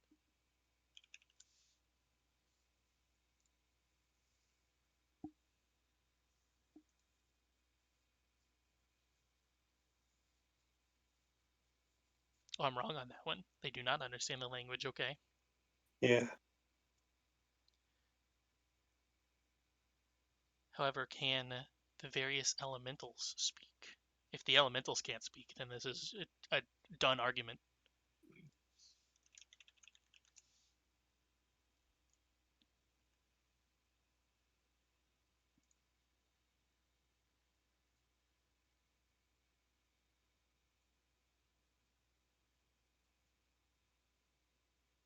Yep, air.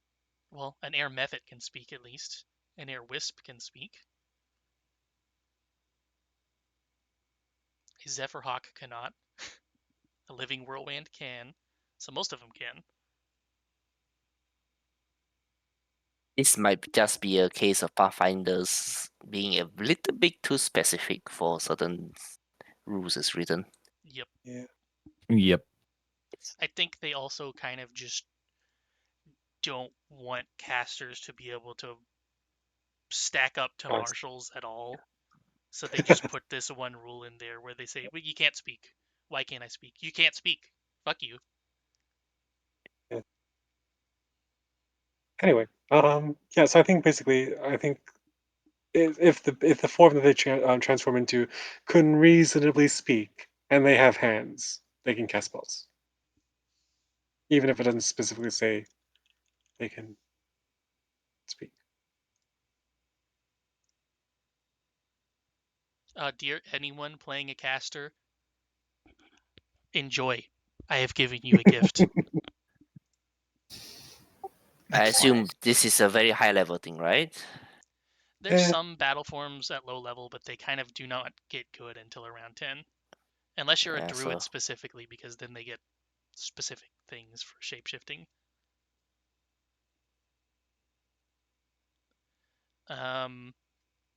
Second on the list, Daze cantrip damage. oh, do you want to So change that? You mean?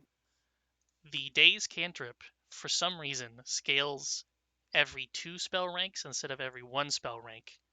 And it used to be just your stat and then increased to d6 plus your stat, and now it's just d6 and goes up by d6 every 2 spell ranks.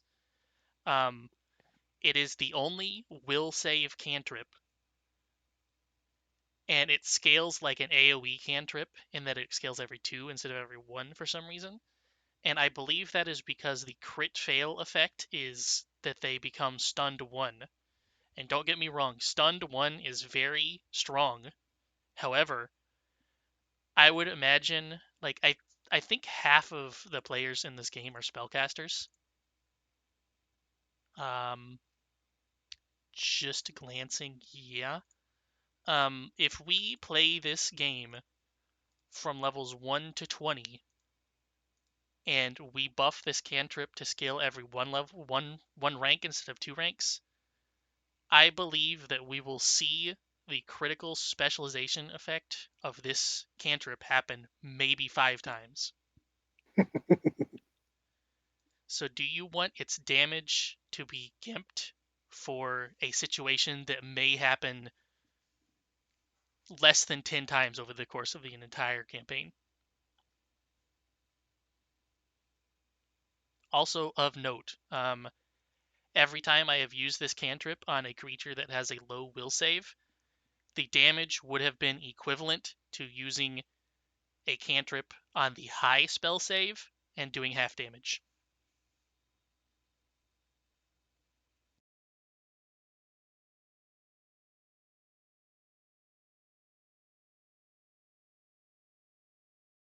So the question is basically, do we want the Daze cantrip to do more damage? Because otherwise, even if they succeed against Electric Arc, it'll do more damage.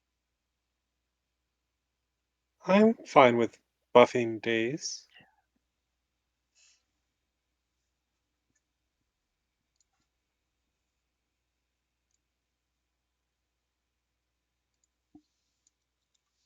Anyone else? I have no opinion on this. I And you're imagine right. if we This, change it, we won't notice it at all, yeah, except I the know. fact that people are actually using it instead of dumping it. I assume that whatever decision that we take here is not going to be final anyway. So, Yeah, That's true. Like if we right? decide like, oh hey, this is overpowered, then we can always change it back. it is also non-lethal damage. I forgot about that. Is Good for those uh rare cases where you don't actually want lethal damage, I guess. Maybe. How many times does that even happen? I don't know. rarely. Okay. Yeah, we can make that change. Buff days, I guess. Hopefully that's easy to do. I would imagine all you would have to do is switch the 2 to a 1, but I don't know. A similar thing to this is inventors. So the thing about inventors is that they were created before the remaster. Let me post one of our inventors thing in chat for this. Explode.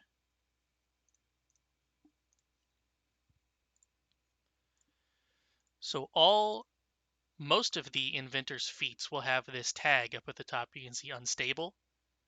And what that Mhm. means is anytime you use an unstable action, you have to do this DC 17 unstable check, which means you have an 80% chance that your invention breaks for the rest of the combat and you have to repair it out of combat, and a 20% chance that you get to use something again.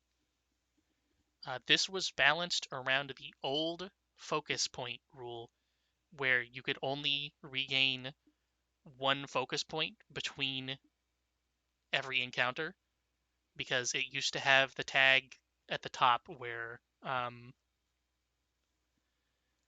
it specifically read you have used a focus point since the last time you refocused, which means you could only ever get one back.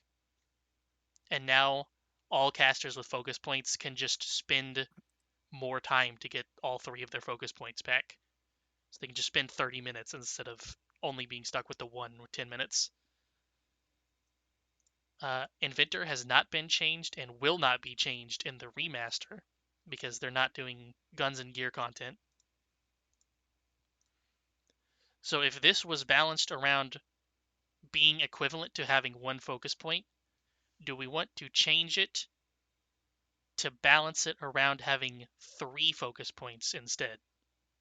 Either by, I guess, making the flat check easier, or by literally just giving inventors focus points to use their abilities.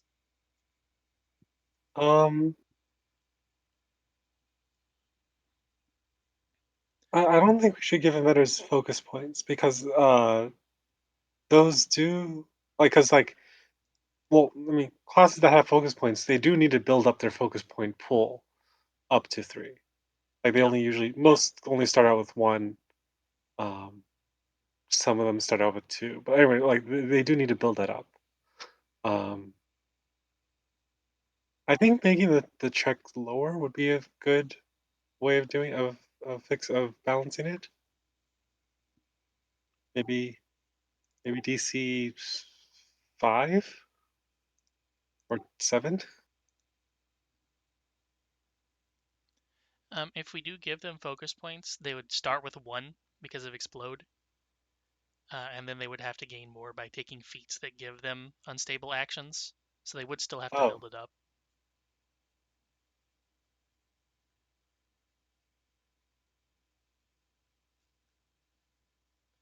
The downside to this would be with this explode action, by the way, because it starts at 2d6 and a 5-foot emanation around you, and it goes up by an extra d6 every 2 levels.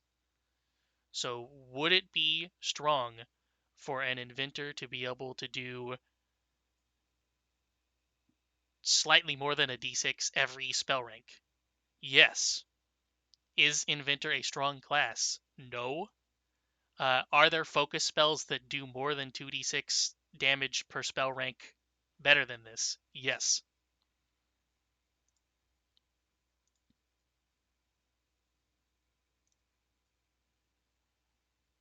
So I guess the main question is, do we want to buff inventor overall, just in general, because this will affect everything they do? Also, if you don't know what inventor does normally, their main thing is, where is it? Overdrive. This. Uh, it's kind of like Barbarian Rage, but it does half as much damage, and they have to pass a crafting check to activate it, so there's a chance it will fail.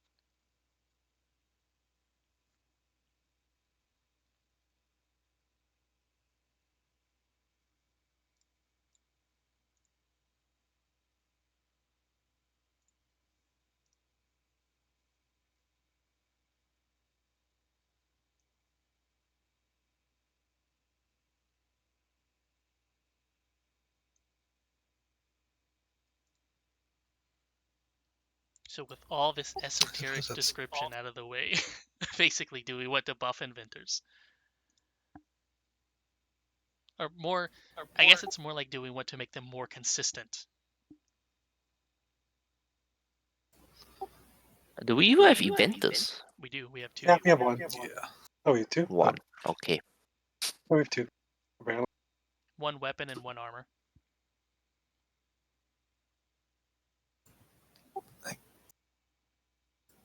Sorry, let me finish choking to death here. I guess some of that can be left up to the inventors if they feel like their class is underperforming. We can look into buffing it. I mean, just from what I've seen of inventors played in the past, they're not super fun to play, but I mean, we know how we're going to buff it, and that option's available should they want it. I mean, I don't think anyone's going to turn down a buff for their class. Valid. Yeah, I'd probably just go ahead and say buff it, and then if we have to, we can roll it back some. That's true. Yeah. And yeah, I think probably the easiest way is to do basically give them a focus point pool based on the number of unstable actions they have, I guess.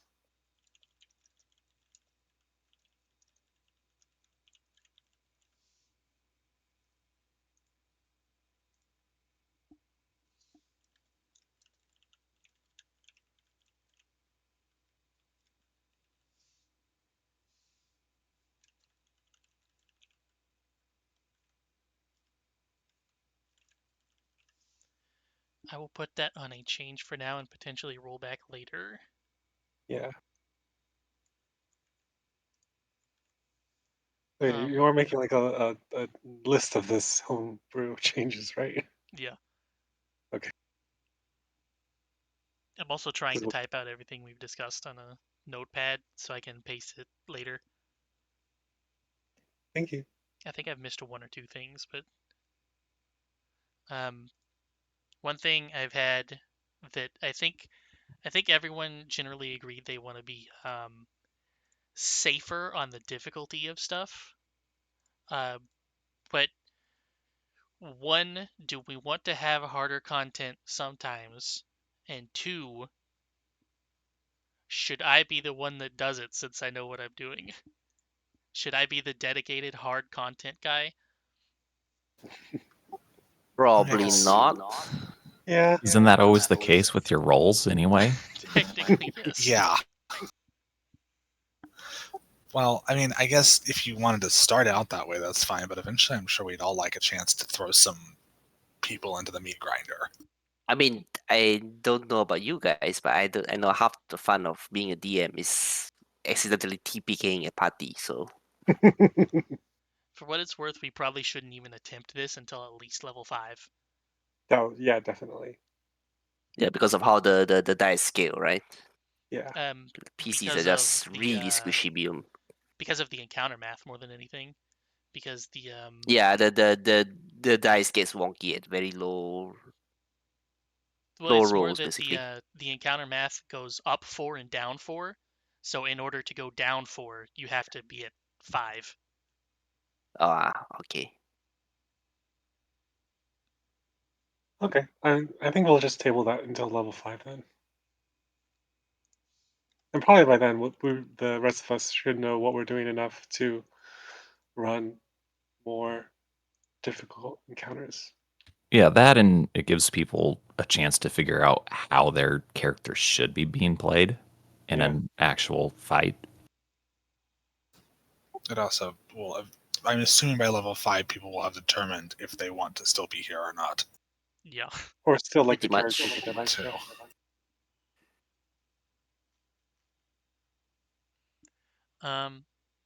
The other thing I was going to give general tips to people for building their characters, but I think I can just put that in the actual text chat instead. So is there anything else you guys have to speak on?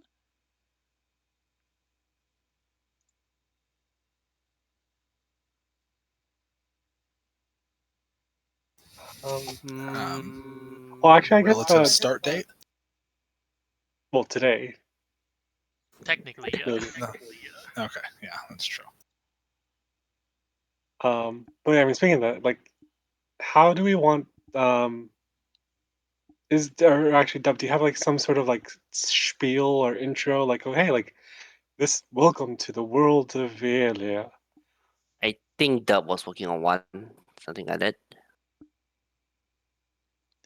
I originally had an idea that I will not mention. Okay. However, I have not started on it, and by the time it Okay. would be finished, we probably would already have the campaign going well ahead of time because I'm a lazy piece of shit. Okay. Um, I mean, I guess the question is, yeah, how do we want to start that?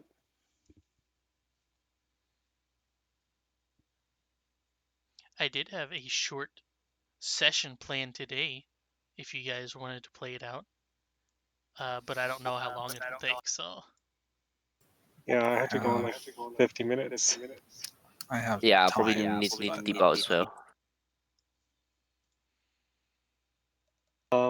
So I mean, if maybe, I don't know if we have any players in here. I I've I been a am character I can hang considering around, but making one Well, just I'm to referring to like like, get the. the I'm one that I referring have to right now. I'm referring to like people like listening into the, because I know NewCon Oh, the was Twitch, started. right? Yeah. Yeah, the Twitch, um, or other people in Anthology Discord. I'm not sure who all can join the voice channel. Actually, I don't know if the mist tag gives you the voice channel because you all only have the channel because you have the GM tag. Oh, really? Oh, Yeah. okay. I mean, do you not have the permissions to give other people It to originally go there? started as a dummy role, and so it didn't have any like permissions tied to it at all. And I would have to ask Feck to change that. So Yeah, they're it's currently tied doing to something. it's tied to the current marcher tag. Okay. I mean, so worst comes to worst, you can probably maybe dip into the other voice channels. Yeah, I could just go down into one of those down there, or just start a group chat in DMs or something. Yeah. So who amongst thee could actually stay around if it goes over an hour? yeah, I can. Could. I can't. I potentially can, depending on. It's 5 a.m. now, so I don't know whether I'm going to fall asleep. But yeah, I'll try my best. 3 out of 4, kind of. Um,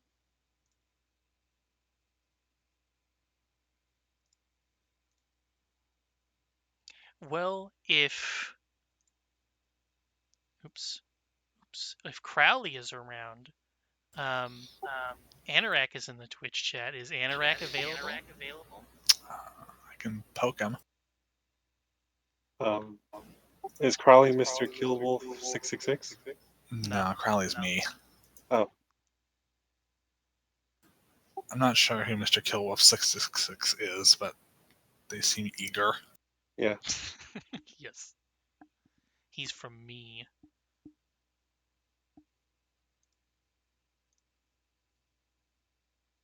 Okay, Anorak was in the chat, but not anymore, apparently. Unless the thing doesn't update in real time. I just messaged him, so Because I know he can join this chat because he's in the other campaign. I can see if Keon's around. I think he's off today. That'd be Anselm's player.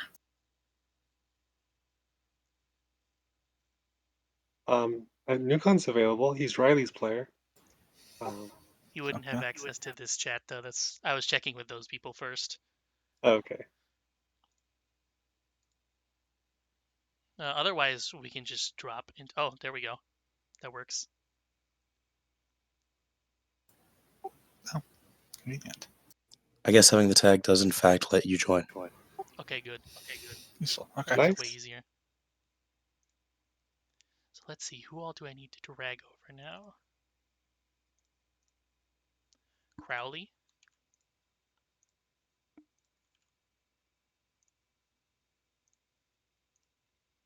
And not Riley, correct? Nukon, who's your character? Riley. Oh, it is. Okay. I did remember Interact right. is not available. Are you able to get into Forge, Nukon? I can see about it. I gotta find the link.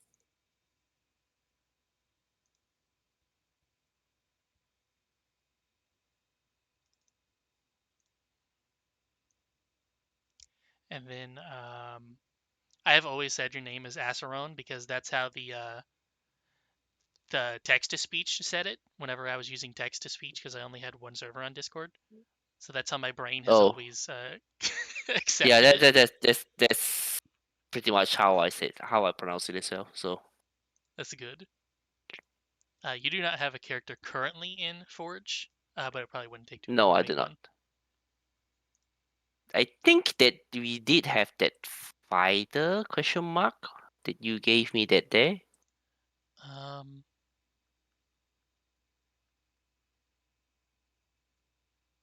But it might be in that. What's it called again? That AP that you were showing us. Abomination Vaults. Ah, yes, that's the one. Few seen. Hopefully it's still there. This token references an actor which no longer exists within the world. All of them say that, by the way. All 4 of them that we used. Interesting.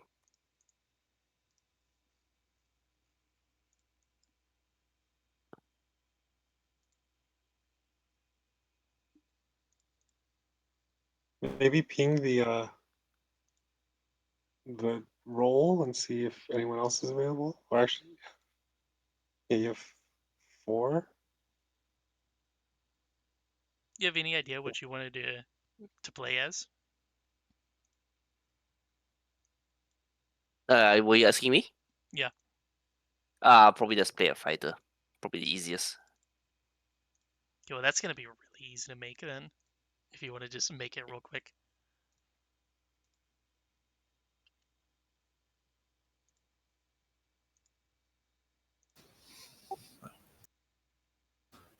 I guess I'll need to hop out of the GM one and into the player one.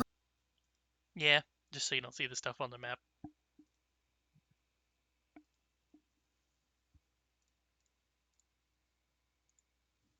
In the meantime, I need to open my fucking notes that I had for this. I need to buy a backpack and alcohol anyway, so that works.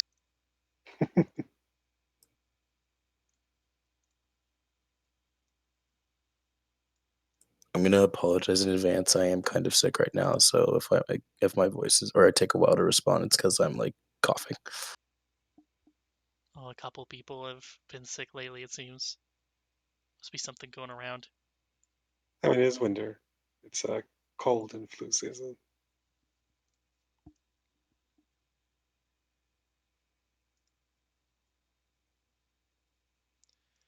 So for this first little thing, we're going to start in Newport, as always. I'd imagine we're going to be around here for Mm-hmm. a while, for the first couple sessions at least. And the 4 of you have decided that you want to join up with the caravan. However, today they seem to have one of the omnibuses, omnibi, I don't know what the plural of that is. One of them is currently set up on some very heavy logs that have been cut and it is missing its wheels. Now, I'm just going to assume that everybody has done the sign-up process with the guild, whatever we're naming this caravan. For right now, I'll just say the Newport Caravan. And during the sign-up process, they mention, none of you happen to be a trader or some type of woodworker or maybe a dye maker or something like that, would you?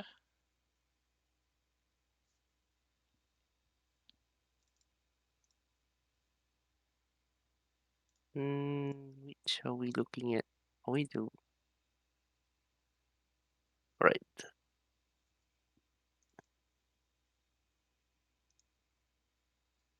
Omnibus. I see everyone is floating around now.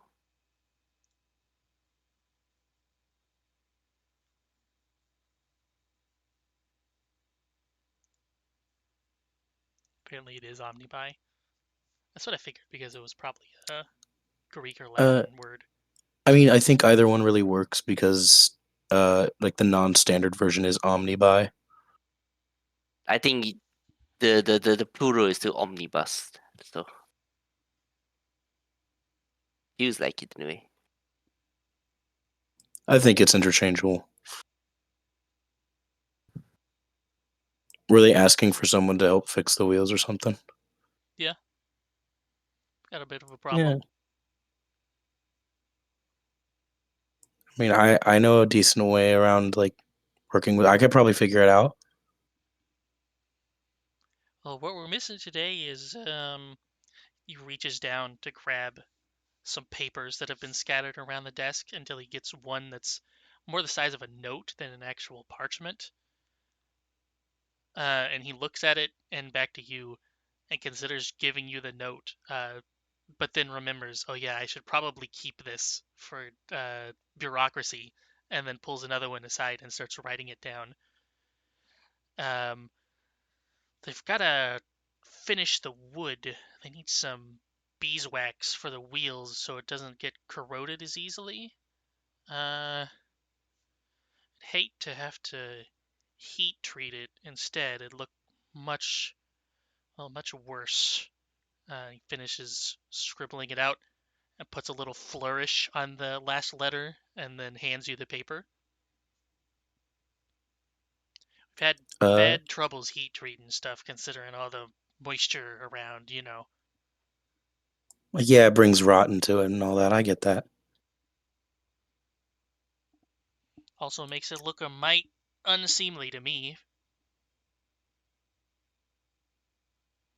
Imagine if everybody was going around driving on black wheels. Wouldn't that be quite mad? Uh, I like the color black. I think it would look fine. Oh, I prefer a nice, smooth, shiny brown, especially if you can see the wood grain in it. Looks all nice and fancy, he says while rubbing the desk in front of him that has much the same thing.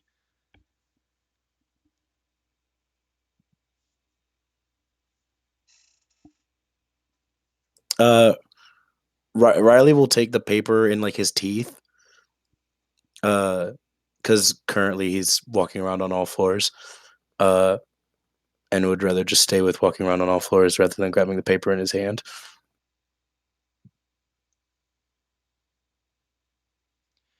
Does he happen to have any like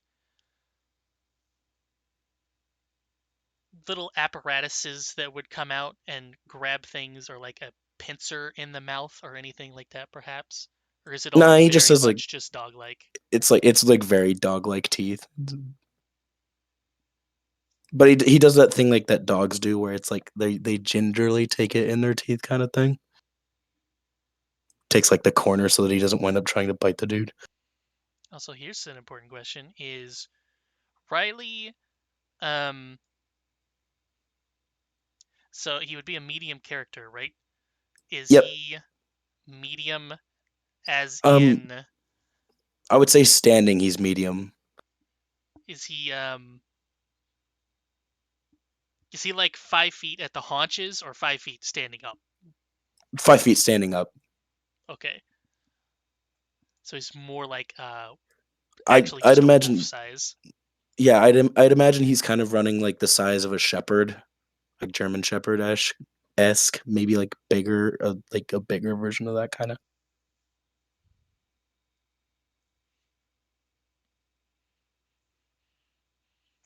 The note itself reads, by the way, if I prepared this in advance, I probably would have wrote a note, but whatever. Um, they're missing beeswax in order to soak the wheels, and they'll have to soak it at least overnight in order to get the wheels in working condition. Um, they may have to employ somebody who can perhaps has the magical acumen to blow air on it for long periods of time, preferably hot air, and preferably away from the coast so that it's not salty air. I actually don't know if salt would help treat wood better or not, actually, because it's got minerals in it. But either way, they need, right now, some type of um, lacquer for the wheels that they do not currently have.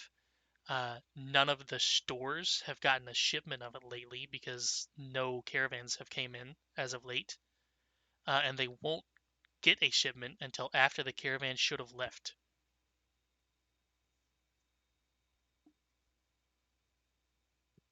But they have been informed of an abandoned boathouse nearby that has recently had the uh, the fetter blow away from it, so people can actually get into it. And the dude at the counter will actually stop for a second and go, "Oh, I forgot something. Do you happen to have a map?" No, no, I don't. Would you got one? Let me just. He goes to the back wall, and there's kind of like a large continental map there. And he walks around for a bit with his hands up, wondering what he's going to do, and goes over to a large piece of parchment and kind of just starts to scribble down the general area. It's whenever you get it, it's kind of just a bunch of squares and rectangles and sometimes triangles uh, depicting kind of the town you're in, and then some of the surrounding buildings. And when he runs out of room, he kind of just puts a little line with an arrow pointing downwards and writes 30 on it.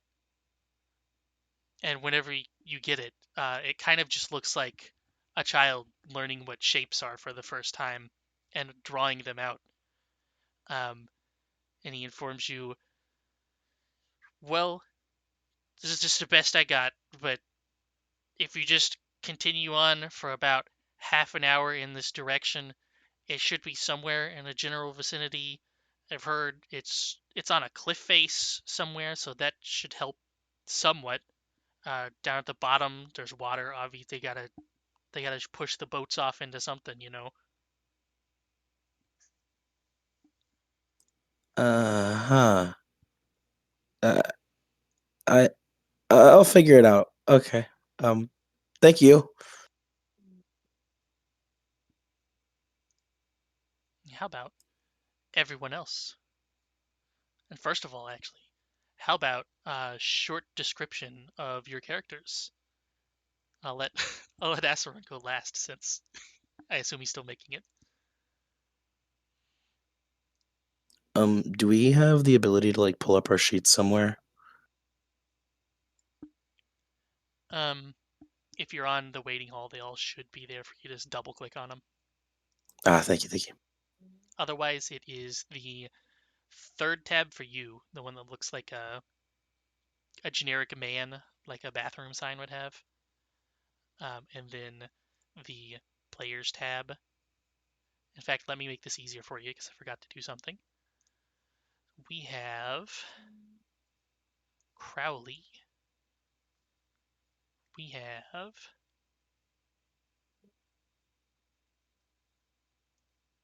Pappy.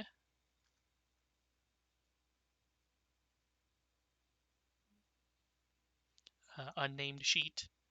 And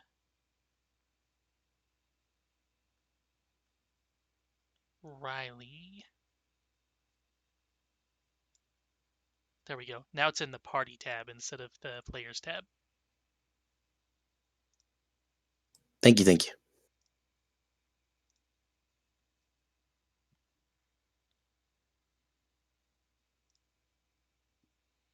Fitzy, your character is basically done, right? Yep. And Riley is done. And Crowley is Yee. done. So, okay. So Asaron, you can just go last to give you time to make it. Okay. Who would Are like we to? all grouped together right now, or was it just like? You definitely will be for this adventure, but I don't know. That's why I was gonna give you time to describe your characters, and then we can go for what you were doing afterwards. Who wants to go first?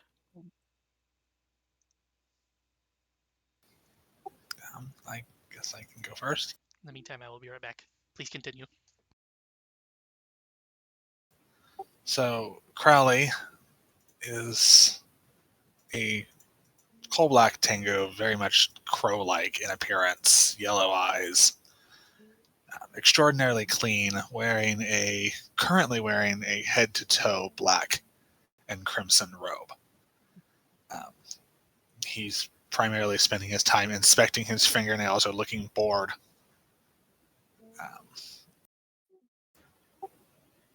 And as is the fact that he has classic bird feet. He's not wearing shoes, but that's neither here nor there. And so he'll spend his time alternating between lounging against a wall, looking over books, or just kind of milling about aimlessly.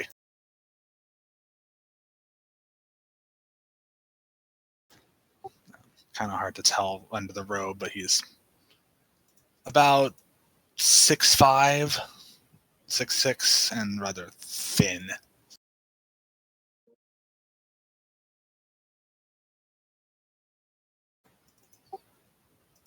And I'm sure other details will be made available later as they come up. Nice, nice. Okay.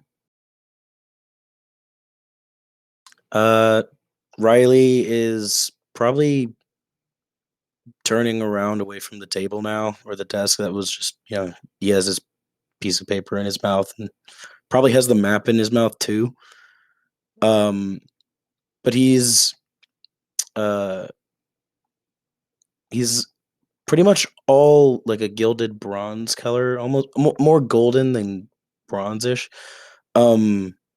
He's got like the little clanking and clattering that clockwork automatons would usually have. He's about the general size of a German Shepherd or of a slightly smaller wolf. His eyes are purple polished gems that kind of gleam a little bit. They don't glow, but they do have a little bit of gleam behind them.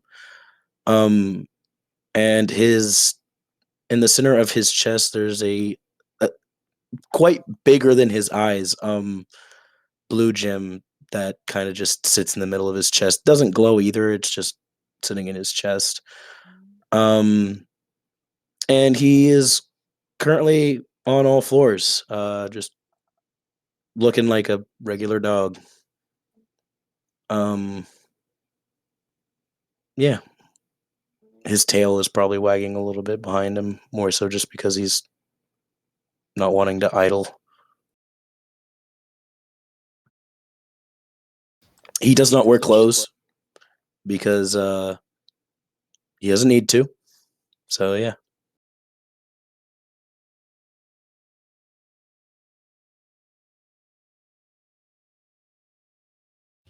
All right. Well, old.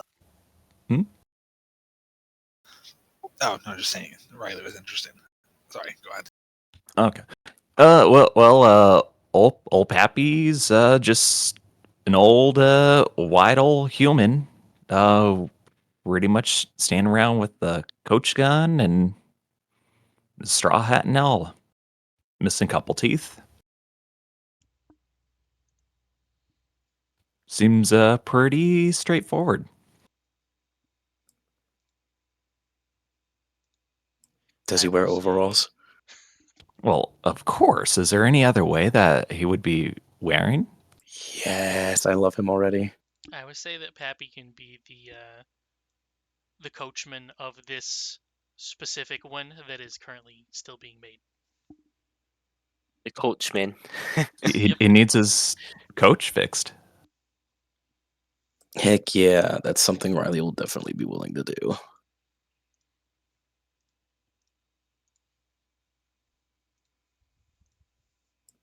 Do we want to wait for Aceron or? You can go ahead. I actually have not prepared for this, so Luckily, there's not that many choices for fighter. yeah.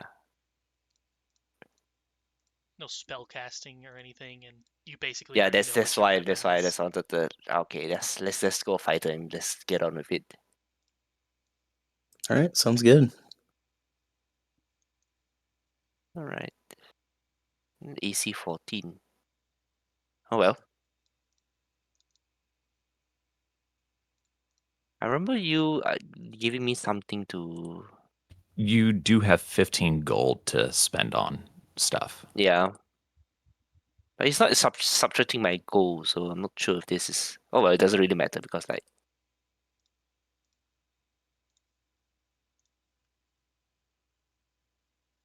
Okay.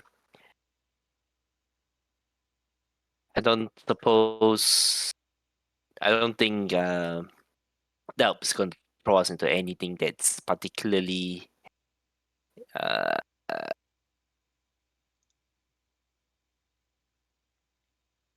dangerous, right? Probably not. Hmm. Depends on how he rolls. As long as you get, that's true. I've As heard long as you get, stories. as long as you get a weapon and armor, that should be all you need Yeah. for now.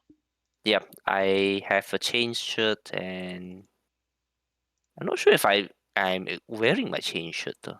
How do you? Are you? All right, I need to What sheet are I you need to equip editing? it. Okay, 16. I think I'm in the blank sheet, so Oh, that would be why. I already have yeah. a sheet for you. Oh, that's the one. They will explain it. Okay, let me just transfer it over.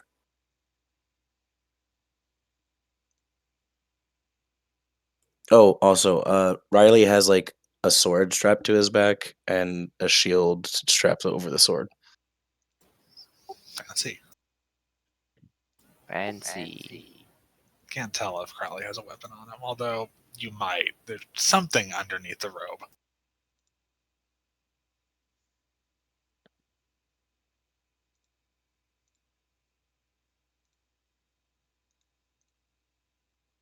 Too bad there's not a duck foot gun in this game. You could have Oh duck my flip. god. Oh my god.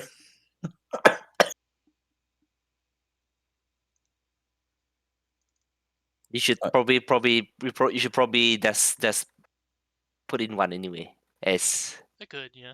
It'd basically just be a flintlock pistol with capacity 3.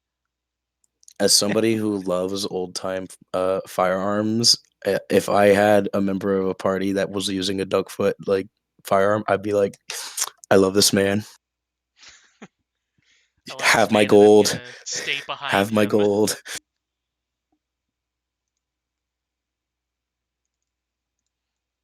Other than that, Riley, walking up to the caravan, I assume, to ask them the specifics. There's the old man. Is Pappy already sitting on the front of the omnibus, even though it's not going and won't go for a while? Or he'd at least be, like doing some stuff around it, cleaning it, inspecting Inspecting it. it. Well, the inside all right, looks what? great. The seats are actually upholstered. Um, they've got kind of racks underneath the chairs or underneath the seating so that you can place stuff in there. It's more just a bar that keeps suitcases and stuff from rattling around, because all the rest of the storage would be on the top, where there's just the bars, kind of like handrails to keep stuff in. They've already got the I don't know what the T-bar in the front is called that holds the horses.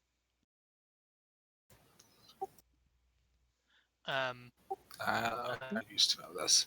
The reins are already there and kind of just sitting off to the side. All the saddles and stuff are not around because that would be for each horse individually. Mm. The doors are in working order on the back. And you've even got a nice little custom built, it's kind of just a loop of wood near the front of the driver's seat that you can just slot your gun down into to keep it from moving around too much. I don't know if you would want to point it up or down, though. Probably down, just in case it rains or something, because you wouldn't want it getting down in the barrel. Yeah, you don't want stuff in the barrel. Oh, speaking of which, Fitzy, did you get a firearm cleaning kit? Oh, that's a thing that I need. Let me find that. Oh I don't God, know how how much is those that? are. Fuck. Hey man, That look, expensive. give me a One- couple of days and I can make you one. 1 silver. Oh, it's Not that yeah. bad. Okay, good. That's not that much. Yeah, not at all. I was wondering if it was going to be like 1 gold or something, because that would be ridiculous for something you have to have. Yeah, well, I mean, some of these are just fucking expensive for like no reason, and then you can't get the healer's toolkit with it, and it I ruins think everything. my fighter should be complete, right? I don't think I need anything else. Do I need to choose feats? You do No. need your stats and everything added in. All right, stats. Let me just edit this. That and Languages some won't of your matter feats. much. Yeah, some of your feats would matter though. Some of the language that you can see here is really funny too. Oh, and some And proficiencies. then Fei is common. Question mark. You should have an extra one because you're a human. Huh. Yeah.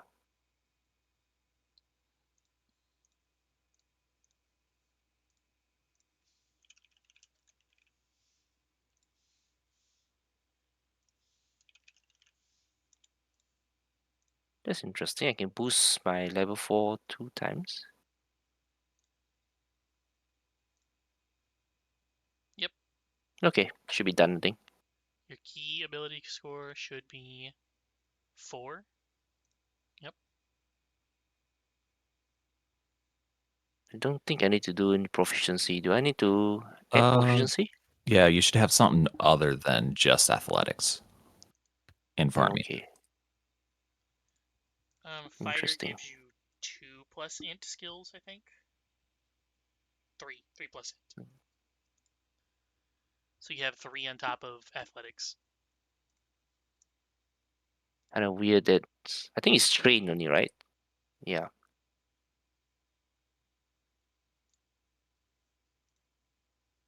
Let's just go with this. Because I don't think it really matters either way. Not really, no. You can always change it later if you decide to do something else. Yeah. Yeah, I'm it's probably not more gonna use so. this character. This is just for this particular action. Yeah. This particular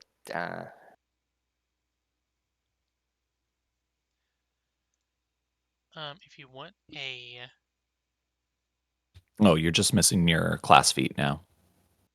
am I? I was gonna make a Let's see. suggestion, but apparently that's level 2. Intimidating strike. Oh, okay. Yeah. Let me see what is there.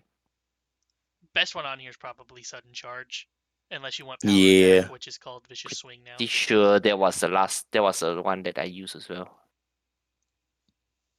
How do I put this in? Okay. Press the magnifying Yeah. glass to bring it up, and then you just drag it onto the sheet. There you go.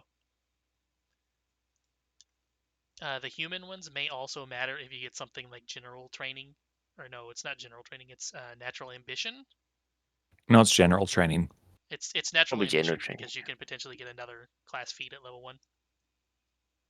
Oh, my general training gave Is me a class is feat or a skill feat.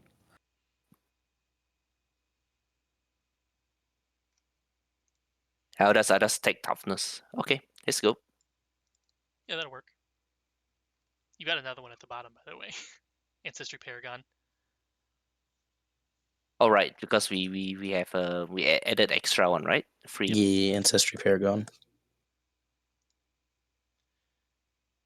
I don't know if you can sneaker. take Sneaker seems funny, so I'm going to do that. cynical. Hero points they're not changed in this, right? We're still just starting off with one. They are same frequency, but they are roll twice and take the highest. Gotcha. I should probably get a list of all Okay. the house rules somewhere at some point, but oh well. Yep. You probably want to pin it on the channel. Yep. Yeah. Other than that, the omnibus seems up. Or other than the wheels missing, the omnibus seems pretty up to your standards, Pappy. Hoo-wee. You know what it's missing though? It's missing something really important. It's Miskin whiskey. Miskin? It's missing whiskey. It's missing Miskin whiskey, baby. Whiskey and moonshine. Is this like out in the streets or something like that? It would be outside of the currently unnamed Newport Caravan Guildhall. Got it. Is it kind of busy? Other than the workers moving stuff around to get it ready for the next day, not really. Okay, cool. It's not like Yeah, they can actually do anything with the wheels yet because they need to be treated before they can even bother putting them on. right. Riley will walk over to. I imagine he sees old Pappy and is like, "Well, this guy looks like the person who'd be driving this, so I might as well walk over to him." Um, excuse me, sir. Are you the driver of uh this cart? Huh? Oh yeah, that's me. That's old Pappy for you. How are you? Who are you? Your name's old Pappy? That's what they call me. That's interesting. That I'm Riley. I'm supposed to be helping you with getting your wheels. Oh yeah. We're missing some key ingredients that we need to have this thing up and running for a good old long safe time. Well, I have a map and the paper here. And he'll reach. Oh, one second.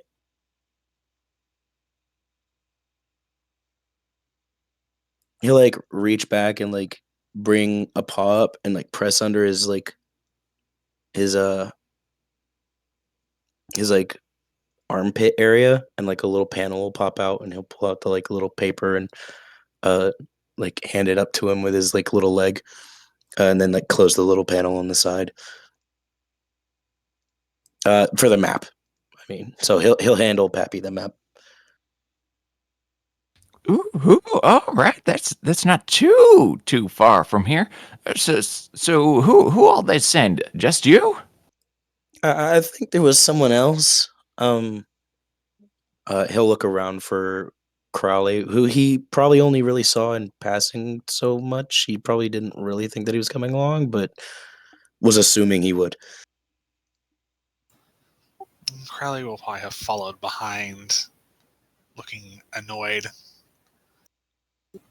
but we'll be there. At old Pappy's question, he'll kind of step forward. One second, clear throat here. I'll kind of look up.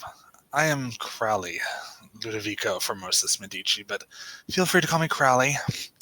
I am on this journey with you, unfortunately.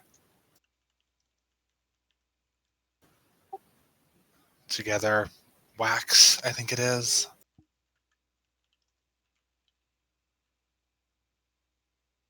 Oh, yeah. Well, I don't know about the unfortunate, but I know we can at least try to make as good of a time as we could. But yeah, wax is the thing. We definitely need to go and get this all, waxed up and ready to go. Charming.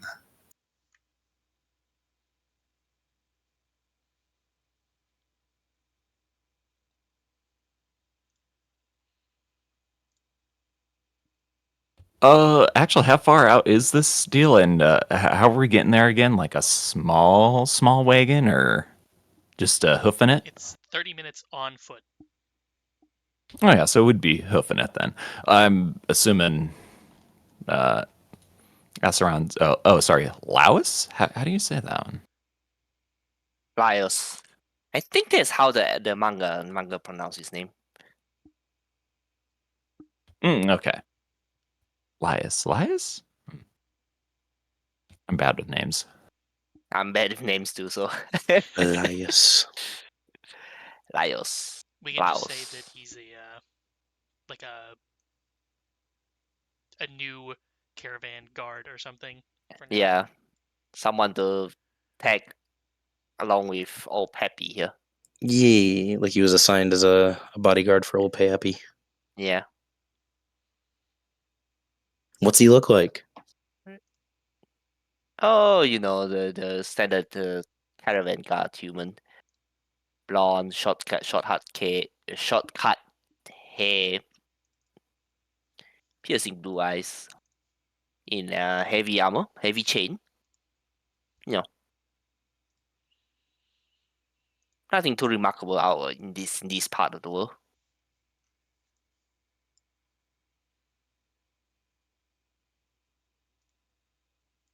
Right. So we are going to this particular boat house, was it? I think so. We need to get wax from there. Oh, I don't think I mentioned it whenever I was speaking, but they they figure that there's going to be some type of lacquer at the boathouse, considering you would need it to patch up boats constantly. And it has been abandoned and in the mist for about a good 6 months. So there shouldn't have been anyone down there to raid it by now, considering the mist has just now started to go away from it. Okay. I was just about to ask if the mist had started to move away or not.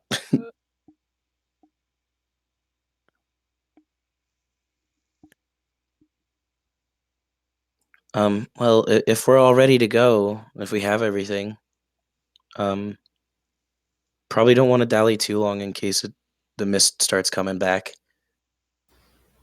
Valid. And the sunlight is just atrocious.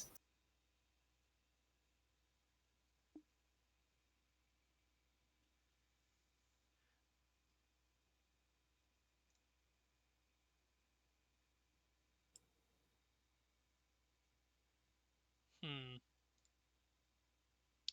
I think I am going to set the world clock to just be um, real months and stuff. It's currently Okay. Monday, the 1st of August, but I think I want to start this more in spring than summer. So, um, what do you think? Like middle of March or April or something like that? April showers bring May flowers. Yeah, March might be the best. I can only go back by weeks. So August to March would be 4, 4, 4, 4. It's like 12 weeks backwards. That's May. Yeah, I was gonna say that should have been 16. You're looking at 17? like it's like what 4 weeks a month, and it's 6 months It's 4 to apart. 5. Yeah. Let's see. I just stumbled across 14th of March, so I guess that's where we'll start. Sounds good. And Oh let's boy, say we're getting into the Ides of March. That's a good omen. Marching in the Ides of March. let's say this is 8 a.m. because we're role playing people that are functional and not dysfunctional. Speak for yourself. Can I ask what the weather? Yeah, speak for yourself. I was up at 6:45 today. Can I ask what the weather's like? Um, I forgot the name for this, but it is where there are clouds, but not too many. Partly cloudy or overcast? Overcast, there you go. Okay, cool.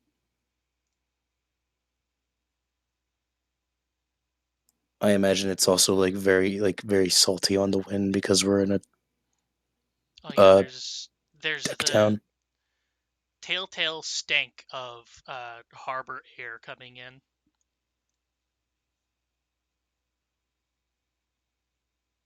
Oh, I'm totally used to that. Yeah.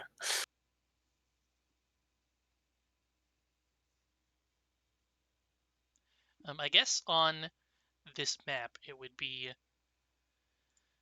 you would be in the I can only point with the observer. You would be in this part of town over here. And the walk would be like 30 minutes down from here. So on the map, you would be going to this part of the coast. Gotcha. Okay. I don't know if I should keep the caravan. I'll keep the caravan off there for now since it's not moving, so you can actually see the town. And since there is a 30-minute walk, now we can begin the process of exploration actions. What is everybody going to do for their exploration action? If you go to the party tab, there is actually a tab for exploration, and you can choose what you're doing from there.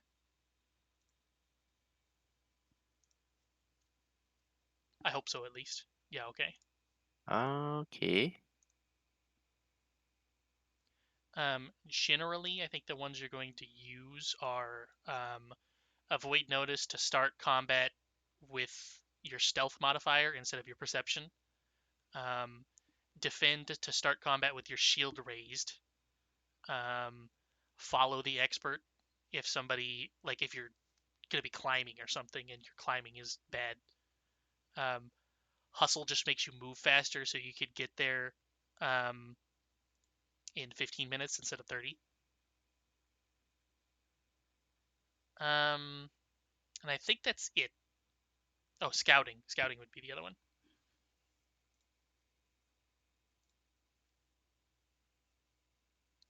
You only ever need one person scouting, though, because it's a circumstance bonus. I guess the niche ones would be searching in case something is hidden, because then you can get a check towards it automatically. And then I don't think I put one on here as the basic action, but there is one for I have identify magic on here, but there's another one where you're constantly using recall knowledge. So if you were to come across an enemy, you would get to recall knowledge on it as your initiative instead of your perception.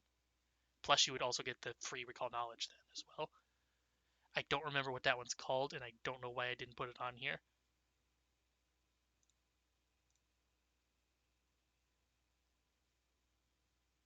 Only problem with something like avoid notice is it makes us take longer than, right? It does, yes.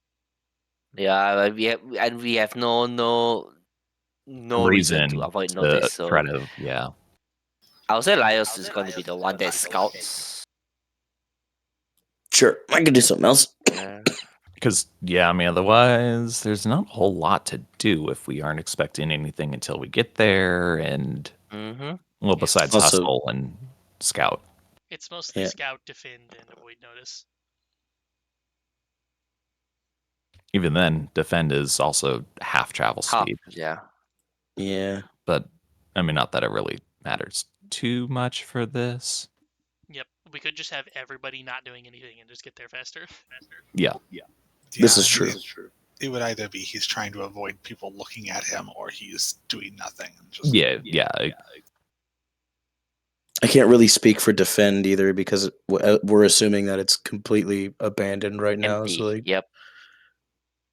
yeah, I think either just hustling or just not even doing anything works. Okay, let's just get there. In the meantime, the 30-minute walk, there are some rolling hills every now and then, and what you can see is like far off to the east, you can see that the feather has started to roll in kind of, but it's behind a hill that it can't really go up. So you can kind of just look down into the valley there and see a thick purple fog down there, kind of just stuck covering the entire area. It's almost like it's flooded with water, but more transparent water, and it's purple instead of blue. Other than that, there's not really much on the way there, so I need to advance to 8:30. Whenever you get here, there is a nice, I guess I can rename this now, boathouse. There's a nice dirt road with some plants along the way. I don't know if this is the order you want to walk in, by the way. I guess it doesn't really matter that much. But you can hear hushed argumentation around the corner here. It's just wait a second. I'll get this damn door open. I'll get it open faster if you just let me in there and smash it. Oh wait, well, we just smash it. We could use that doorknob. We could use it for something. What are we gonna use a doorknob for? We don't got any doors at the farm.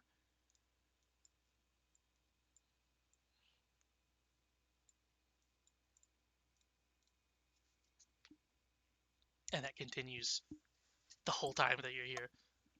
Does anyone Occasionally you can hear the rattling of a door being shook but not hit. does any one of us seem like we want to be stealthy? Well, I'm the only one with stealth, so Yeah, unless anyone says something like Lars is going to straight up ahead to with his sword drawn. I guess yeah, I guess Pappy will kind of sneak up. I've got stealth. It's just not probably as high as Pappy. I'm only asking because if not, Riley was going to call out and be like, "Hello, who's there?" So if we're looking like we're going to sneak, Riley's going to keep his mouth shut. No. Are we going to sneak? Because I don't think Lars is going to sneak. Nobody's supposed to be there, after all. Oh, we do hear voices.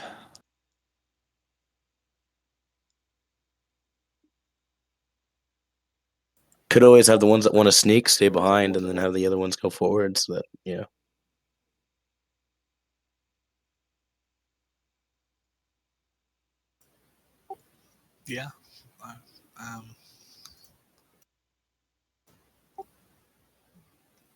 Yeah, I would be okay with that. All right, looks like Riley and Laos is gonna move forward, I guess. Hello, is anyone there?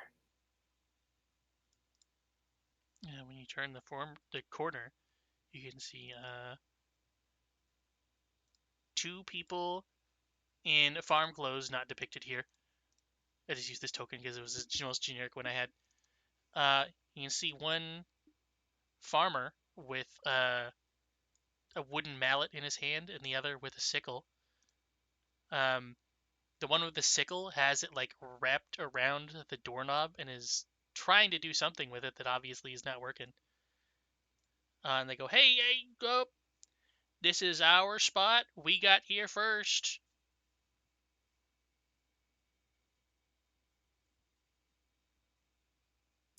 Well, what if we just took something from it? Just like one thing. We just need lacquer. Oh, well, that sounds pretty good to me. I could use some lacquer for my place. Sounds like you should have got here sooner.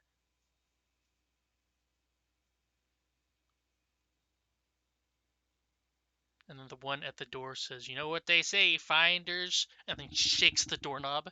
"Finders, keepers," and they keep shaking it, and it's still not open. What if we open it for you? The one closer to you guys kind of just turns around and looks at the other one, and you can hear him whisper, "See, you should have just let me smash it open with me mallet. You just know wasn't gonna open with the mallet anyways." If you would like to try to diplomacy them, you can try.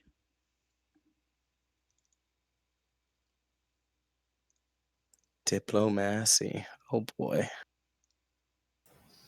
I am not playing a diplomacy character this time. Yeah, Elias is going to finger his sword.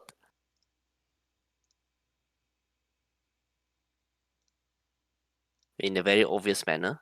But it's not, she's going to let Riley do the talking. I don't think that's gonna work. At least it's not a crit fail. True. Yeah, well, if you wanted to group up, then it sounds like you should have got here before we did. And then we could have worked out a deal then. However, as the two shakes the doorknob again, this here, he keeps shaking it, is our hall.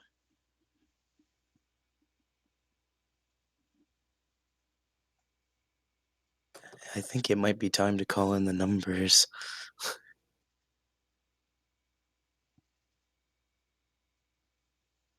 Riley will look over toward the other two who are hiding behind the wall. Old Pappy and Crowley. Do you guys want to come out here and kind of help us out with this? Well, Peppy, they're looking to take your lacquer. All right, he will march on out, gun pointed out, being all loud and annoyed as possible, give him the old stink eye. Going, "Oh, I heard you'll all be trying to take our stuff. No, ain't no way, nothing, none of that. I ain't have none of that. Y'all back away from that door now and step away. Go home." And let's roll this for you. Elias is probably going to try and Oh. help with the intimidation as well. I don't think you need that. Um, Or did I roll that the wrong way? Oh, okay. We'll just do it like that. Oh snap! Look at that roll. as soon as they see the gun coming around the corner, both of them hold up their hands saying, "Hey, we don't want no trouble, you know. Listen, if you need someone out of this here fucking boathouse, fine. Earl, let's get the fuck out of here before they get crazy on us." "Oh, fine then." They'll kind of walk off in this direction, and then as soon as they get behind the trees, you can hear them start running. They don't stop. And that is where I would Oh, normally yeah. give you 40 XP for dealing with them, but we're not using XP anymore, so. Encounter complete. You mean I get participation points? Let's go. Don't suppose any of you have a key? This door does look pretty flimsy, and it Yeah, does I'm gonna have a I'm gonna lock kick on it in it. if there's not no one else gonna volunteer. I don't What think do I roll anybody for in this that? group has thieves' tools, do they? No, Nope. Nope. gonna I kick have it in. I have the action to force something open, but I think everyone has that. So Yep. It would just be an athletics check. You need to beat a Okay. 15.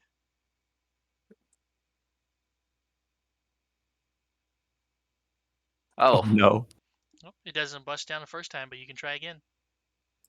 maybe Oh. I could help. There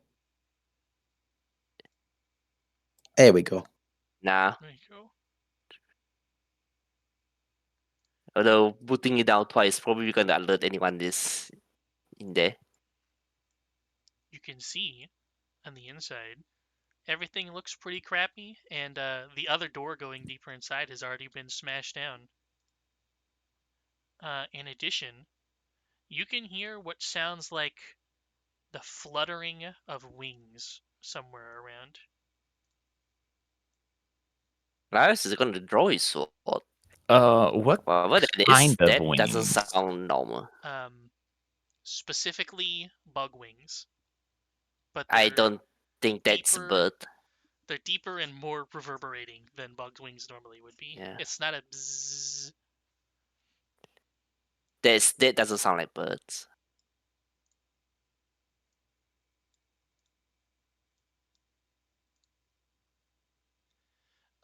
Give me. Actually, you know what? Just let us just start initiative because that makes sense for this. Oh, because of the noise. Woohoo! Because there are things that are hidden, and if you're going to roll perception, if you get higher than them, you'll see them. Yeah, I was gonna roll perception. I'll wait that roll initiative here. On the second tab that is crossed swords, that's the initiative page, and you can right-click it to make it pop out and then move it around the screen. And in fact, there's even another button at the Crosswords. top to pop it out of your browser window, but it kind of fucks up sometimes. Oh, okay. Let me see.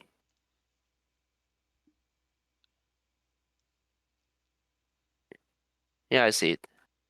So wait, I don't see where to roll initiative here. Oh, there it is.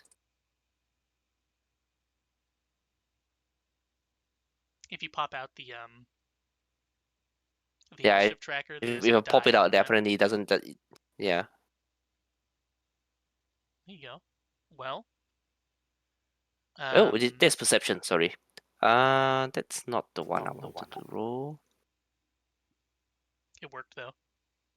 Oh, okay. Yeah, that was the correct one. It worked. Um, Why does it show perception then? Well, that's Perception's usually your the default. initiative. Yeah, that's your like default use thing for initiative. up on this shelf.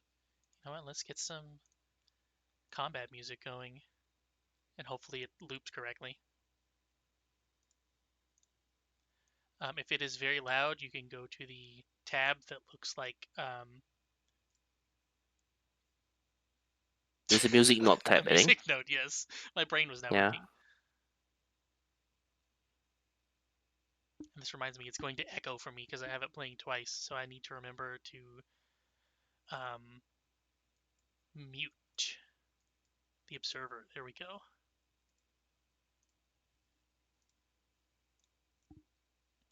Very conveniently, the one that was inside making noise is the one that's going to go first in this combat. And you can see what appears to be kind of like a mosquito. However, it has bat wings instead of the standard.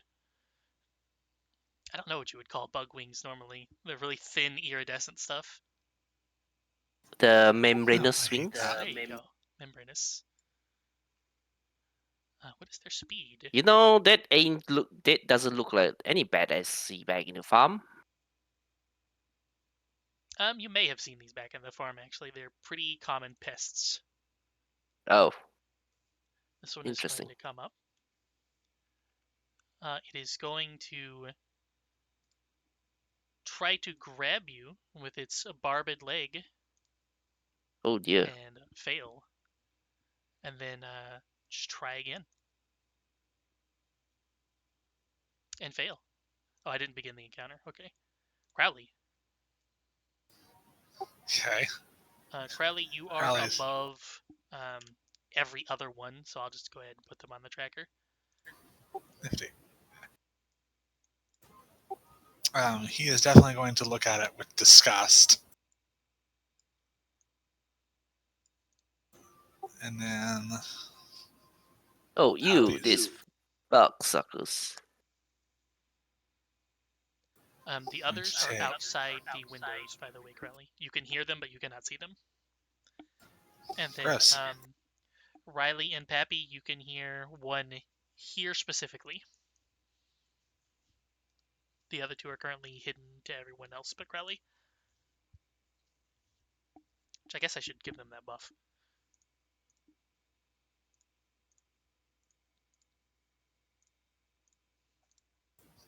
Sorry, turning down music. Okay.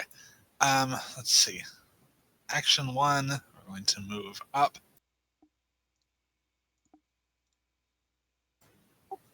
Probably to there. Missing the fact that I don't get free 10 feet anymore. Yep. I had 60. Okay. He's going to just kind of pull a coin out of one of the pockets in his robe, flick it, and wave his hand over it, and it shatters into a bunch of needles. And he then just kind of flicks his finger out, and they fly towards the thing. Where's the button to actually do that? Oh, it's in actions. No, it's not in actions. You can scroll down on it.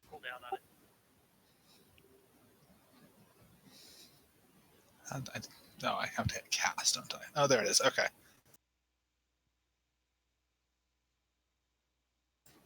That didn't target.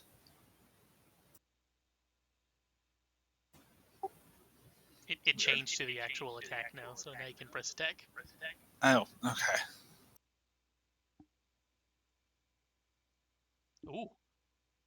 It might be a crit. First roll of the game. Nice. First combat roll of the game, and it's a crit.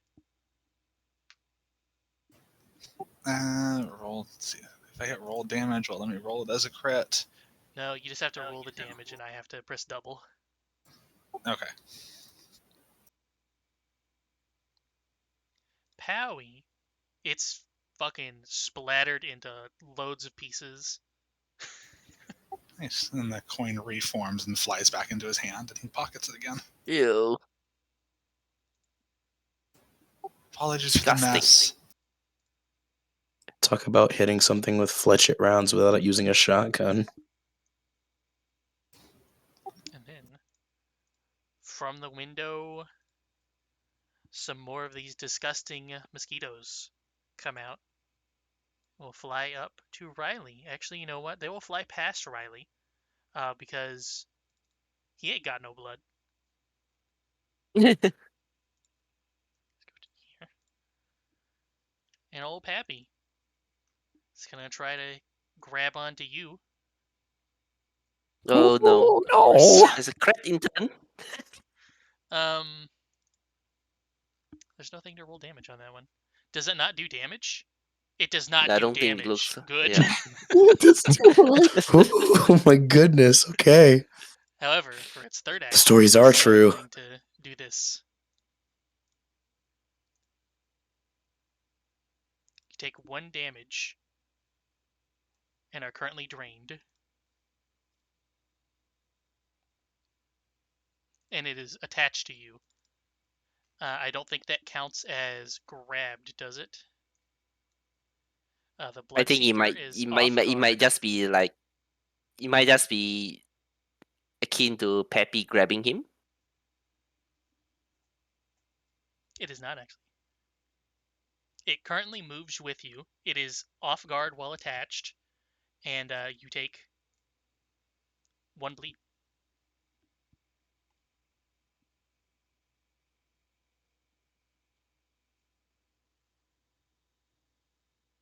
And I take the bleed now? Or It's persistent damage, so it'll be at the end of your turn, technically. okay, because I already clicked it once. Yeah, I the wasn't sure first if it one was the second is time. their beak being put into you, so it does the D4 damage. And then, Oh, right. Then it's the okay. yeah, while you're drained, you have the 1 persistent damage.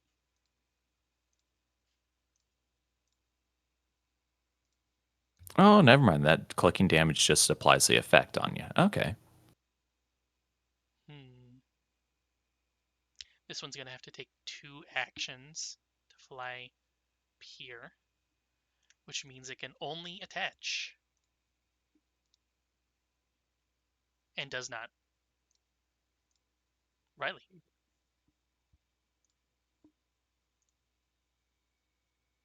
All right, you're gonna have to bear with me here because I don't remember how to do this very well. For anyone who's able to see him, you're gonna see Riley go from being on all fours to like standing upright.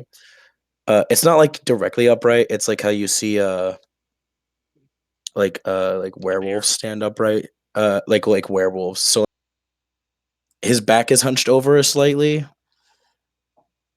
Essentially, he essentially looks like a werewolf, but like robo werewolf. And the first thing he's gonna do is he's gonna draw his bastard sword because he didn't have it out. He's gonna draw it in two hands.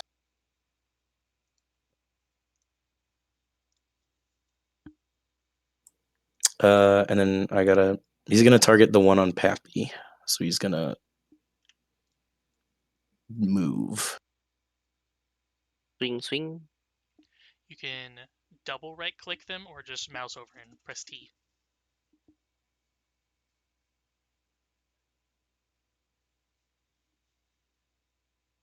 There we go. Thank you.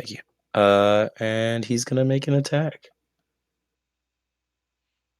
If the GMs are currently on their GM account, which I think I am. that's just one of you, you cannot double Yeah. right click to target because it does something different for GM. Yeah, I think it opens up the stats instead. It opens up the token settings. Yep. It's fine, I think. Hit by 4, you can give me the damage. Yeah. Do I click the button? Yep. Or okay.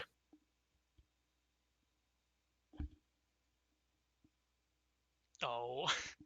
1. That's rough, man. It's okay. And I have one more action, so I guess I'll just take another strike at him with map. You could turn on your overdrive. You're right, I could. I completely forgot that I could do that. And I'm playing the character. Yeah, I'll overdrive. Should have technically have done that first.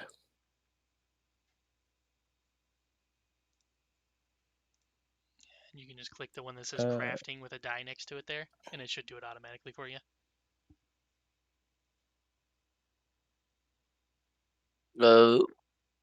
Yep. By And 5. now you can just drag Nice. that effect, overdrive, onto yourself.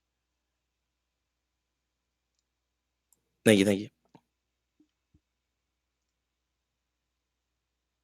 And that will be my turn. That's annoying. If I change the volume settings on the one that I'm playing the GM on, it changes the volume settings on the other window that I'm using for recording. What do I click to in? There it is at the bottom. My bad. And Pappy. Well, Pappy's gonna take a shot at the one that's not attached to somebody. Because I'm not gonna shoot at like my foot or wherever the one's actually grabbing on me. Even though I probably still I don't take any minus to hit or anything on that. Okay, I guess I'll just fucking blow this Yo. bitch to I like that die. This is looking great so far. Jesus. Bam. Gunslinger crits. With the gunslinger crits. Holy crap. You blow into a red mist. Okay. What is it to get away from this dude? Is that wouldn't be acrobatics, would it? Or athletics to try to swat this dude off of me? I'm not too sure. Let's see.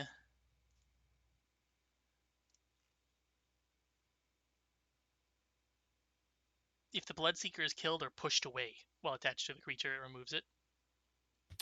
Push. Oh boy, that's I could have fucking done that. Honestly, well, you may be yeah. able to just punch it to death with your hand.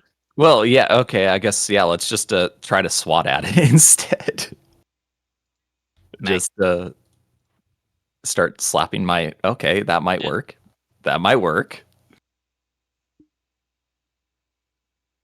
I was gonna say That don't might roll a work. 1. Hey, nice. I think you take additional bleed damage from that. He killed it before the bleed procced actually, so the bleed and the drained is gone. No, You take the because damage. because the attach has an additional line there. If the Bloodseeker is killed or pushed away while attached to the creature, it has drained blood from the creature, takes 1 bleed damage. I Okay. assume that. Yeah. You're right. So Pappy does take 1 in addition to the The extra blood spurts from the out to drained going away. execute it. Until it receives healing. Yeah, I need to receive healing then. Yeah, because I don't have a third action to actually heal up. I would need another one. All right. You do, however, get a. Actually, no, because it's the special one where you have to be healed. Yeah. Oh, you already took the health out. Thank you. Yep. And then this one. One more of those things. Crowley, this one is actually going to go for you. It's going to recognize that you have blood. It's not mine. Hit by 0. Ooh.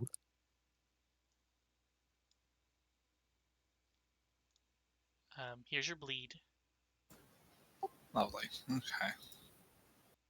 and here's the actual damage. It's a 1 again. 1. How dare And you? the drained. Oh, the drained is until you receive healing. Okay. So Pappy, you should only be missing 1, I think, then, because the other missing is from the drained going away.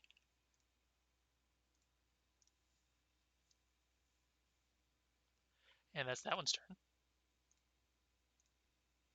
Right, I'm going to stride up to that Bloodseeker. I'm going to see if I can swing at it. The actor no longer exists. How quaint.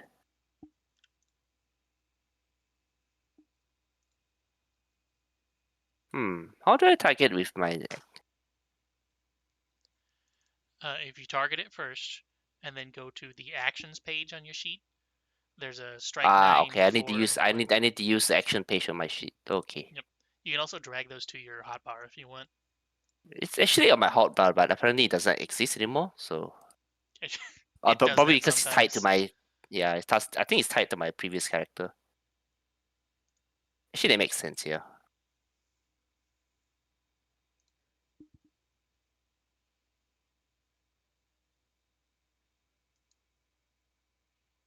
Pretty sure that's a crit. That is a crit, yes, because it's off guard. Wait. So how do I add a crit manually? Apparently, Um, it does not. On your action page, there should be critical for your damage. Strike 9 Should for be the 1 furthest right okay. option. damage critical.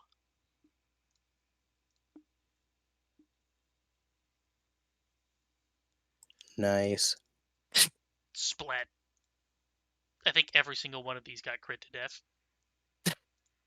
I swatted the one on me for 2 damage. Everyone rolled a crit except for Riley. It's disgusting. Do they know how hard this robes are to get clean? Is everybody okay? Didn't expect to see those here.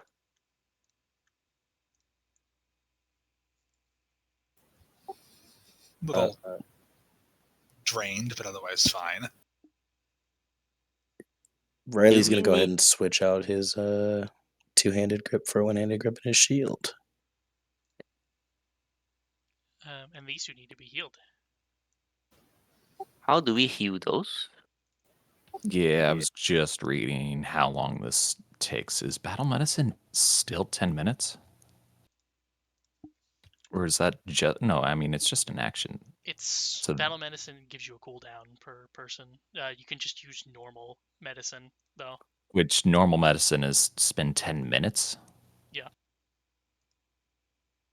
Okay, so that would be 20 minutes if we wanted to do that. How long does it last normally?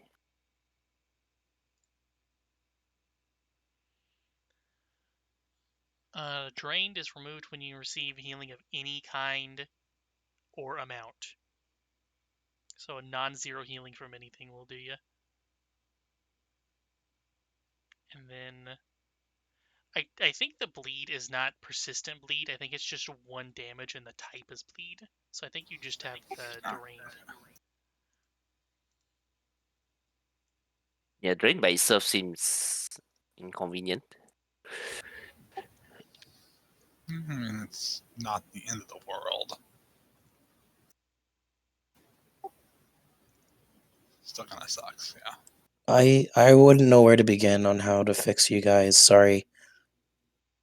I'm used to working with metal, not all that. The organs can be inconvenient, yes. I mean I used to have it, but yeah. It'll be fine. Otherwise, you can spend 10 minutes. Also, while you're walking around, there you go. Have some treasure in a collapsed desk. Oh, I have to give you permission to see this, don't you? Don't I? I No, can I see saw everything in it just right fine. now. Okay. Yep.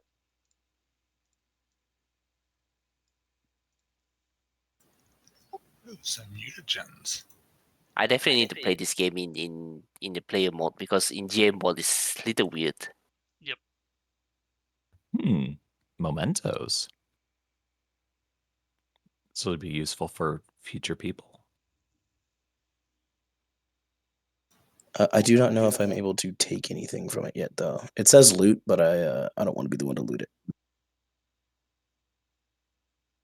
Can you go to the Actors tab and go to the Party tab, and then instead of clicking on the folder, click on the Open Sheet button, and then go to the Stash, which will be the party inventory. There you go. So yeah, you can deal with it. Okay. Cool. This thing there's a line of arrows are now scrolling through my screen. Yeah, it does that sometimes. Specifically Yeah. as the GM. Is the oil what we were looking for, or is that just That's lantern oil. gotcha? Okay.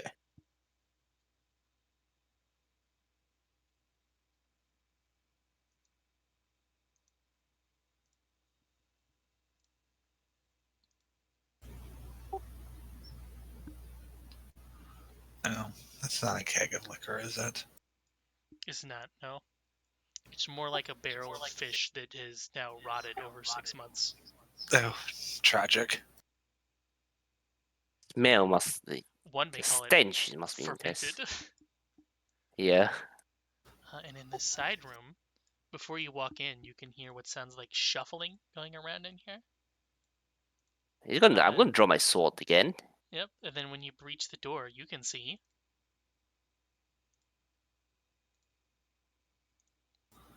Oh Ew. God, ew. There you go. They're currently Uh, digging around in the fetid remains of grains and potatoes and stuff that were over here.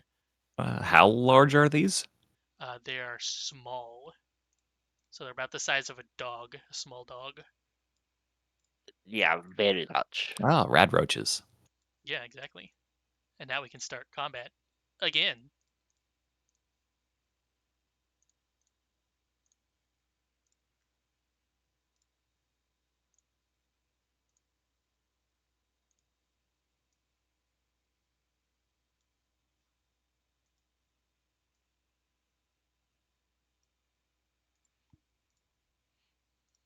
If they were glowing red roaches, they could give you blightburn sickness. Mm. Yummy. Riley. Am I able to squeeze through there? Yeah, you can move through teammates. As long as you don't Oh, end on their awesome. space.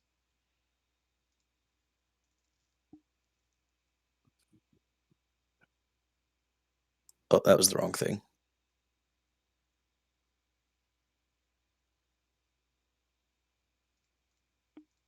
If you want to How end do, this, how do I if get you rid of gotta that? make this another one round combat, you come and laugh again. There we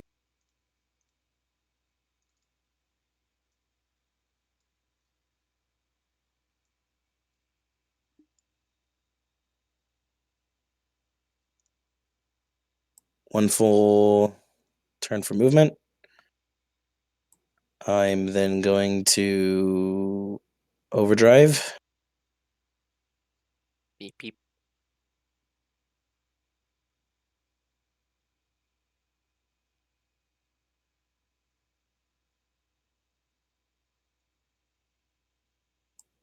And then I'm going to make an attack.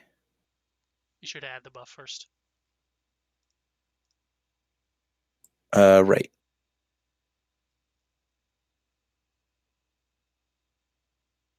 You can just drag it from the chat there onto your token.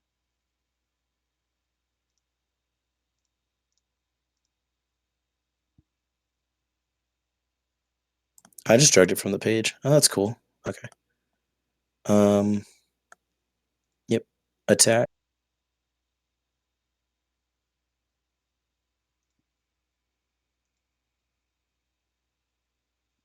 That is a normal hit. I did not target. Yep.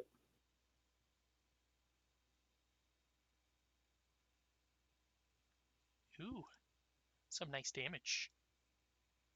And And then I'm gonna. immediately after it's hit, that AC bonus would not have helped it. It is going to fly away. Ew. Got it. I have one more action, right?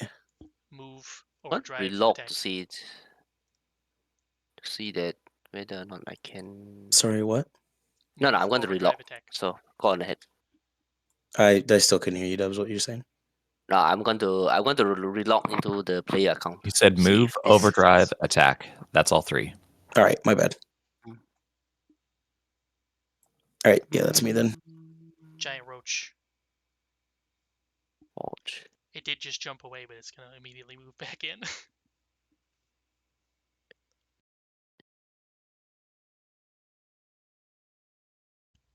Hit by 0.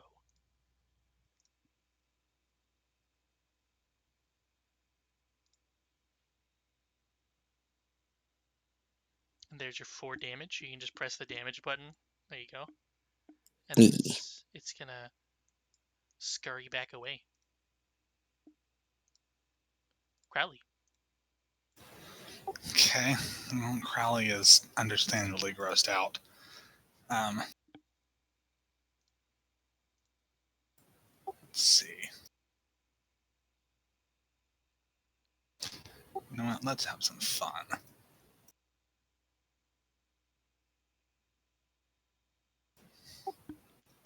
The spell kind of is crappy, but we're going to play with it anyways, because why not? We're going to go ahead and do a telekinetic rend. And since that is 2 non-overlapping 5-foot bursts, I should be able to hit both of them. And so he just kind of points at them and makes like a crushing motion with his hand. I think choose one of the damage types, and then I can add them as targets afterwards. Okay. We're going to go with bludgeoning because we're crushing these things. Start with the top one. There we go. And I can just select them both, press that, and then roll.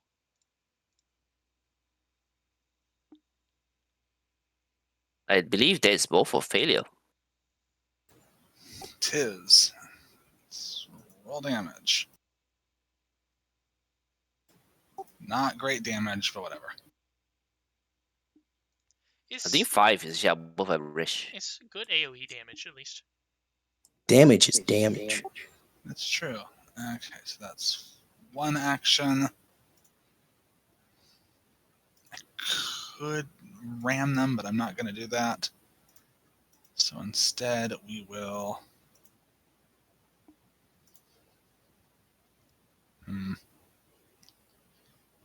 Instead, because I don't want these things getting close to me, I'm just going to throw up a shield cantrip.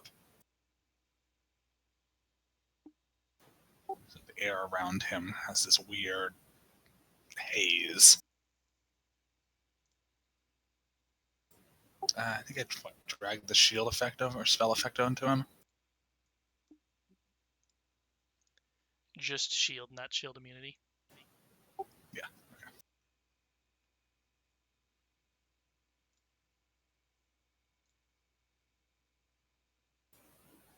And that is I.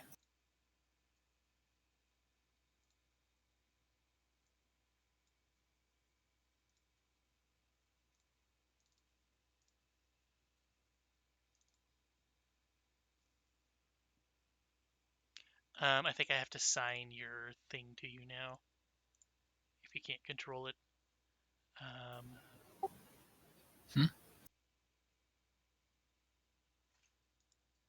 Oh no, you have it, okay.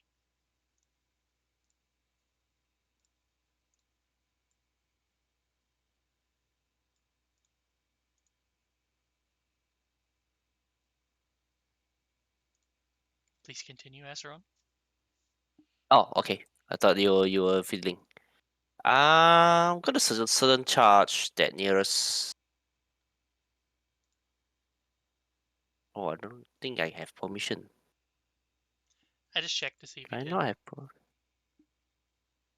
Can I not?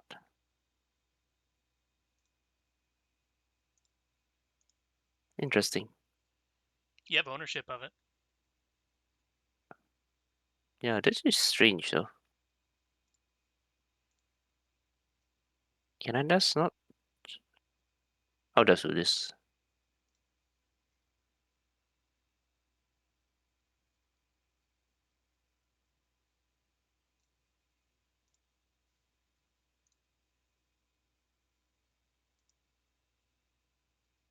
Alright, so I'll then dash up to your foes. This is one action, right? 2 actions for a sudden charge. I don't Yeah, have sudden charge permission is though. 2 actions, but you get to move and attack at the same time, so it's equal. Yeah. In fact, you get to move, attack, so it's even better. Yep, 2 strides. Yeah. Now, if only I can actually on.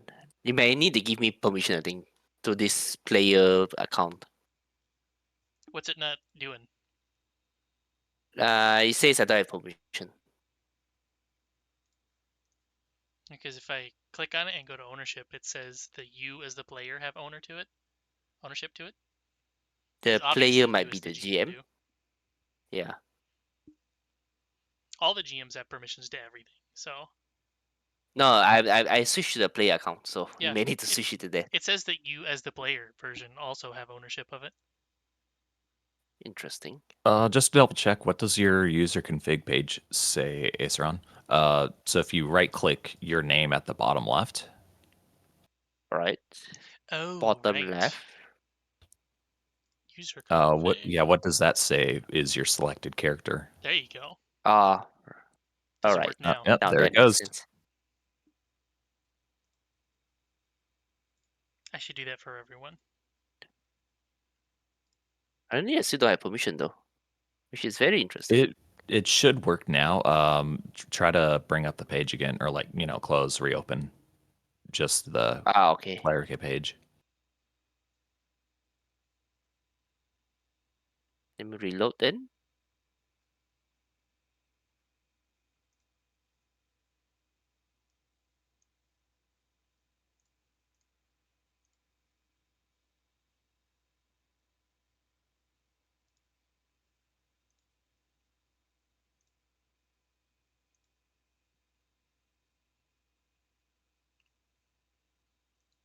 Right.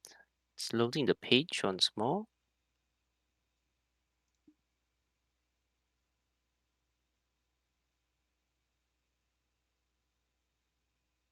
Oh, did that cockroach roll? Did that giant cockroach just change position? It may have because of desync. Oh, okay. Is it here now? It is, yeah. Okay. Why do I still not have permission? Oh, Interesting. I see that you're not in initiative for some reason now. Oh, Yeah, that's strange. There you go. Where were you at in the initiative? I Right below Crowley. was. Yeah, right after Crowley. So it's 13, I think. Does it work now? That's... Maybe I need to do it from the sheet. So I'll do it here. Oh yeah, if the macros aren't working, it may just be fucked. Yeah. That is a crit. Okay. Okay. Max damage. I'll get one of these days, I swear. Can I still try it after this? I It would be a can't, I think. separate action, but you can, yeah. That would Oh, be it's your been third separate action. action. Yeah. Hmm.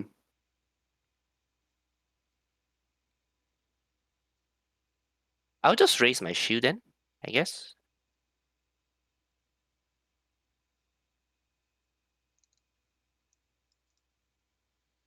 And now we go to cockroach number 2.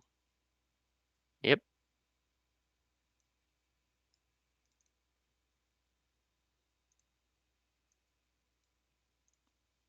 It's gonna come over here and nip at your heels.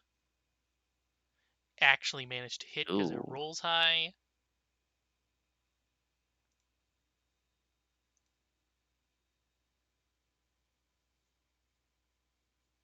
At least it's only by 5 and not a crit. Yep. You can just press the bottom damage button there and it'll automatically apply it to you. And now it's going to attempt to move away, in which case it triggers your, what do they call it now? Reactive Reactive attack, I think. strike. Yeah. Reactive strike. Let's see. I think it's this.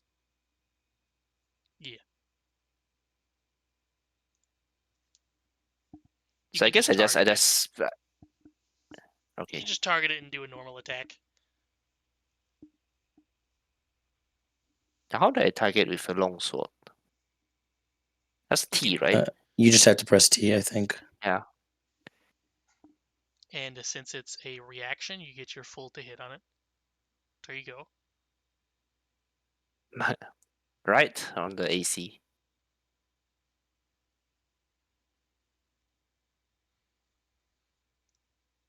Almost kills it. It's gonna scuttle down here. Okay.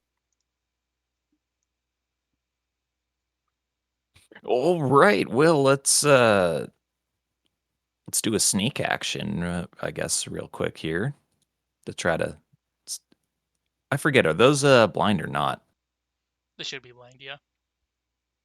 Just to see whatever I can kind of see here. Let's take a 5-er, and no, I still don't see it. So let's take another 5-er. Oh, there it is.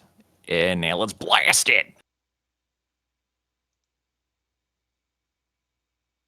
Oh, oops, that should have been public.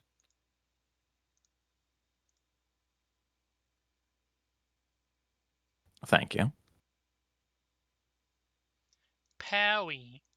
Nice. You didn't crit that time. What's wrong? I didn't yell at it. Or give the old stink eye. And after that, everything is dead.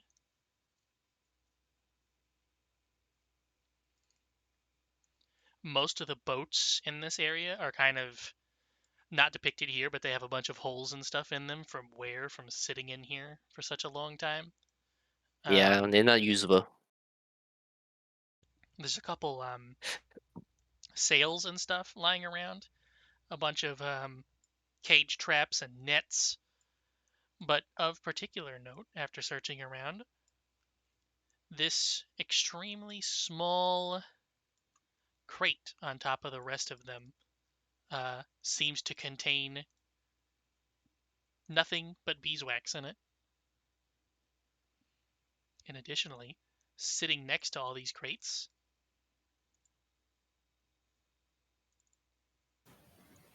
Ooh.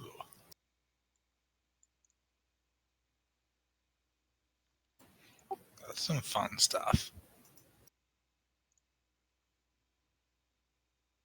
What the hell is this? Oh, +1 to will save. +2 you get sphere, which is mostly what will saves are going to be.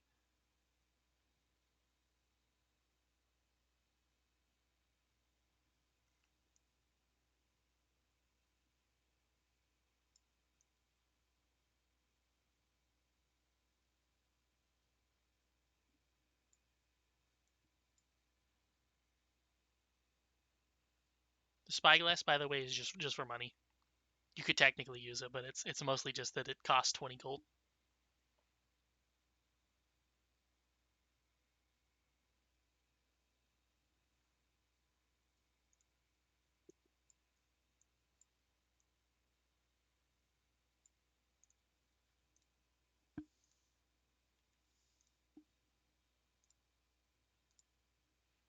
And with that, the job is done.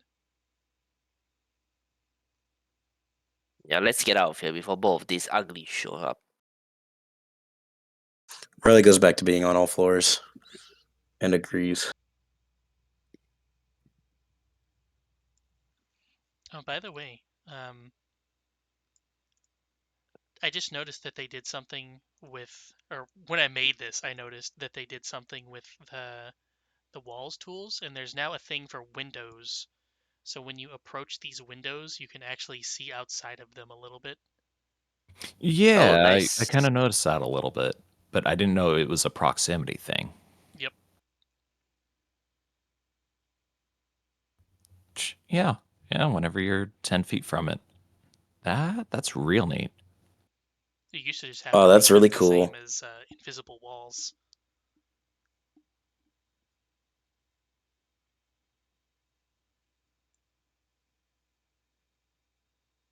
We're very good for those heist type missions too. It'd be nice if I could ever bother learning the map teleport thing, so you can have 2 layers on top of each other, and then teleport people between them based on where they are, so they can still see the top floor and the bottom floor, but then the bottom floor Ooh, can only yeah. see the bottom and the top.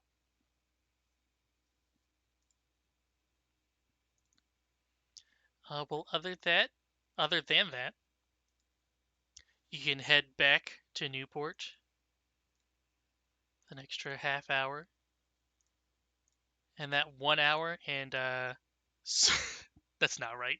It didn't count the combat apparently. 1 hour and 6 seconds. It did not? Huh. Yeah, apparently it doesn't count the combat tracker as 6 seconds per turn. That's weird. Either way, slightly over an hour, there and back. You can return the beeswax, and they can get the caboose, I guess you would call it, of the caravan finished by the end of the week. And I assume this way our next DM will pick up. With a fully functional caravan, yes. Wahoo. So I guess you two will start with unless Fitzy is playing this guy as well. Yeah, technically, we could divide what we got amongst the people here. I no, well, Probably no, I don't going, think I'll be playing this yeah, character again. So probably going to Riley first since he's the actual only real player Player, here. player, yeah. Oh boy. he starts his four mementos immediately gets what +2 weapons, was it? Level 2. Yeah, you get a +1 weapon. Yeah, so immediately gets a +1 weapon and whatever level 2 permanent items he wants. Oh, actually, um, you wouldn't be able to get a +1 weapon because we're using automatic bonus progression. That'll just happen automatically when you get to level 2. fair enough. Wouldn't I have to change what my invention is for that as well, or is that You would kind of just a technically go? get the rune to then put on the weapon to make it a +1. Gotcha. But since it's automatic bonus progression, that'll just happen as a part of you, Right. not the weapon. Oh, I didn't get to describe what his bastard sword looked like because I wasn't thinking. Well, what's it look like now? He's got like it's kind of hard to explain, um, but also not. It looks like a regular bastard sword, but it has like a button on the bottom of the pommel and then like a trigger on the handle, and when he like squeezes the trigger on the handle, that's when he does his like uh overdrive thing. And then when he wants to explode, he presses the pommel. So yeah, that was fun. It was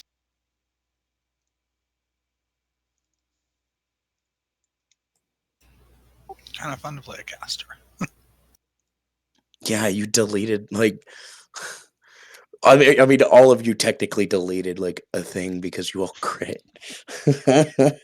Well, fighters are fighters, so Fighter and gunslinger, yeah. They both had a +2 over you. +3 Yeah, technically because your yeah. primary stats Fighters get just swing sword and things get deleted. yeah. Okay, well with this, I'm gonna call this session 0 just to make it easier. Sounds good. Yeah. With this one out of the way, I'm going to say that we can officially just start whenever the next GM wants to do something. And I Okay. guess the times will just be posted in the eventually the live discussion thing, but it doesn't currently have or I the think cherished memory I one, but it won't. doesn't have We'll permissions yet. probably need to or rather I'll probably need to post my time earlier than usual because of my unusual time zone. Yep. This is not my usual time, if you guys didn't notice. So Yeah, I'm basically going to just be holding sessions on weekends, so.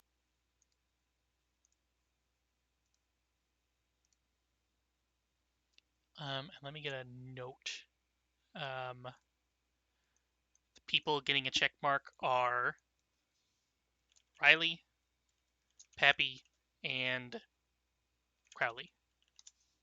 so Peppy is actually going to join the campaign. I mean, he'll be. I mean, he'll be around for like whenever the hell you want him to be, like an NPC on the caravan or something. Like maybe sometimes joining, but most often not. It's just he's there if you need him. Okay, it's interesting. So what were we gonna do with the loot again? I guess I don't know. Crowley is probably the one to actually distribute it later. Maybe? Question mark. I mean, Crowley is going to be here once in a while, since I'm also on the GM side. I think we can safely just give literally all of it to Riley. Basically. Yeah. I'll stuff it in the Yeah. backpack, I guess.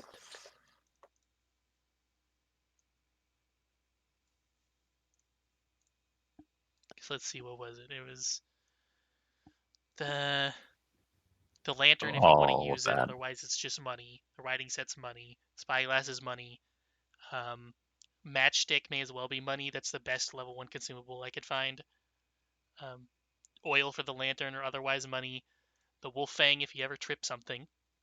Bravo's brew is just generally good. Anti-corrosion oil. I kind of just threw in there because there was no other good consumables. I mean, it's And also then- money. And then the money and the mementos. All right. By I'm not sure by if I can carry all our that. Oh, Pappy will take some of that I money. guess were we going to do? So the treasure by level assumes 4 people. So if we're dividing it amongst one person, should we just give him 1 level 1 memento and 1 level 2 memento? It's probably fine. A little bit of a head start, but that's probably not a huge gap in power. No, I can't even think of anything that you would get. I can't think of any. Don't worry, neither can I, so it's not gonna matter. Yeah, push comes to shove, just sell the memento and get some cash or something. Can I have the wolf thing though? Yeah, it's a consumable. In fact, you can have that and I guess the Bravo's brew unless you really want the anti-corrosion oil. And then I already gave you the 10 or 11 money. Yeah, I don't think I'd take the corrosion There's oil. 2 more money. I didn't need that much. I mean, if you want it to be balanced, you can say Laios also took his share, and then Yeah, I mean that works.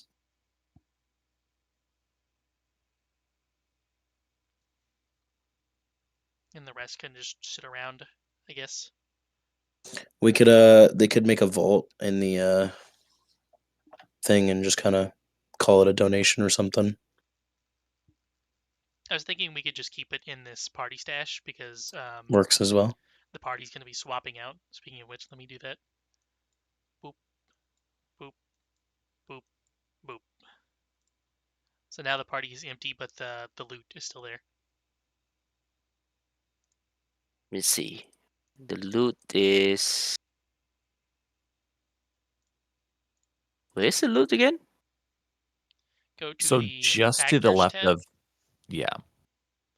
and then where it says the party, if you click on it, it opens the folder and it says no members.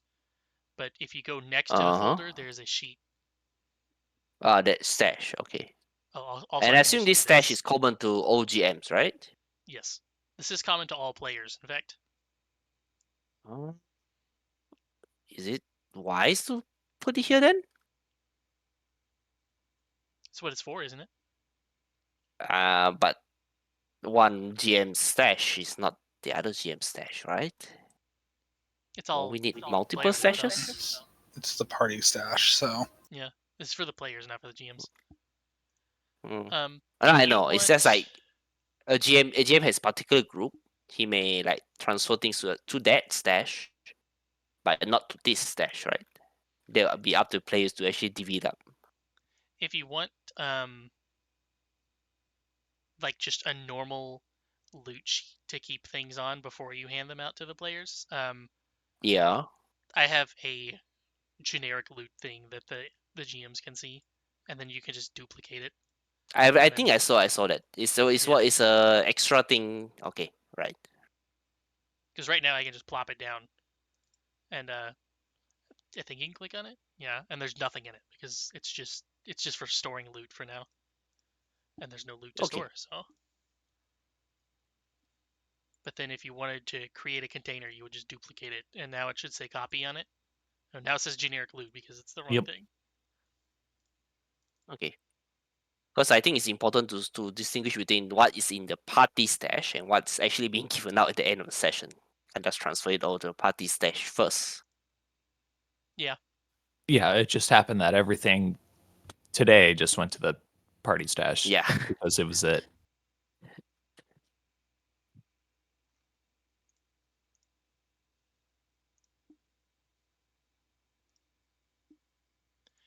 But other than that, I guess everyone can look forward to sessions starting whenever from now on, woo.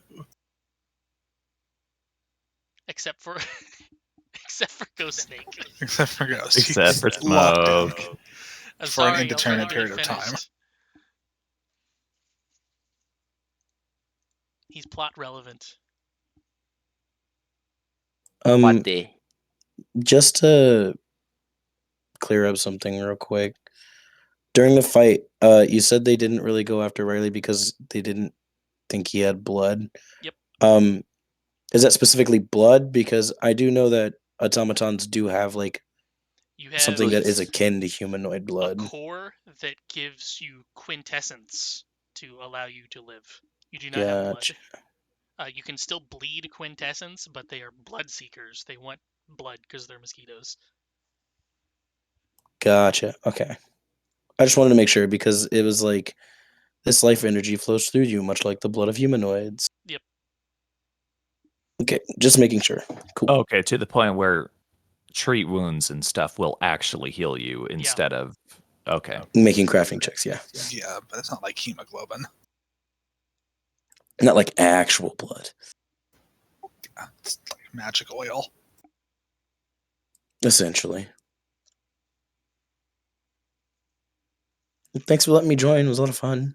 Yep. Mm-hmm. Yeah, pleasure to Hopefully meet you there'll too. be many more of the such sessions. Can't wait to play some more. Hopefully hang out with you guys again. All right, I think I need to go and actually sleep. So, good night. Rest Have a well. good one.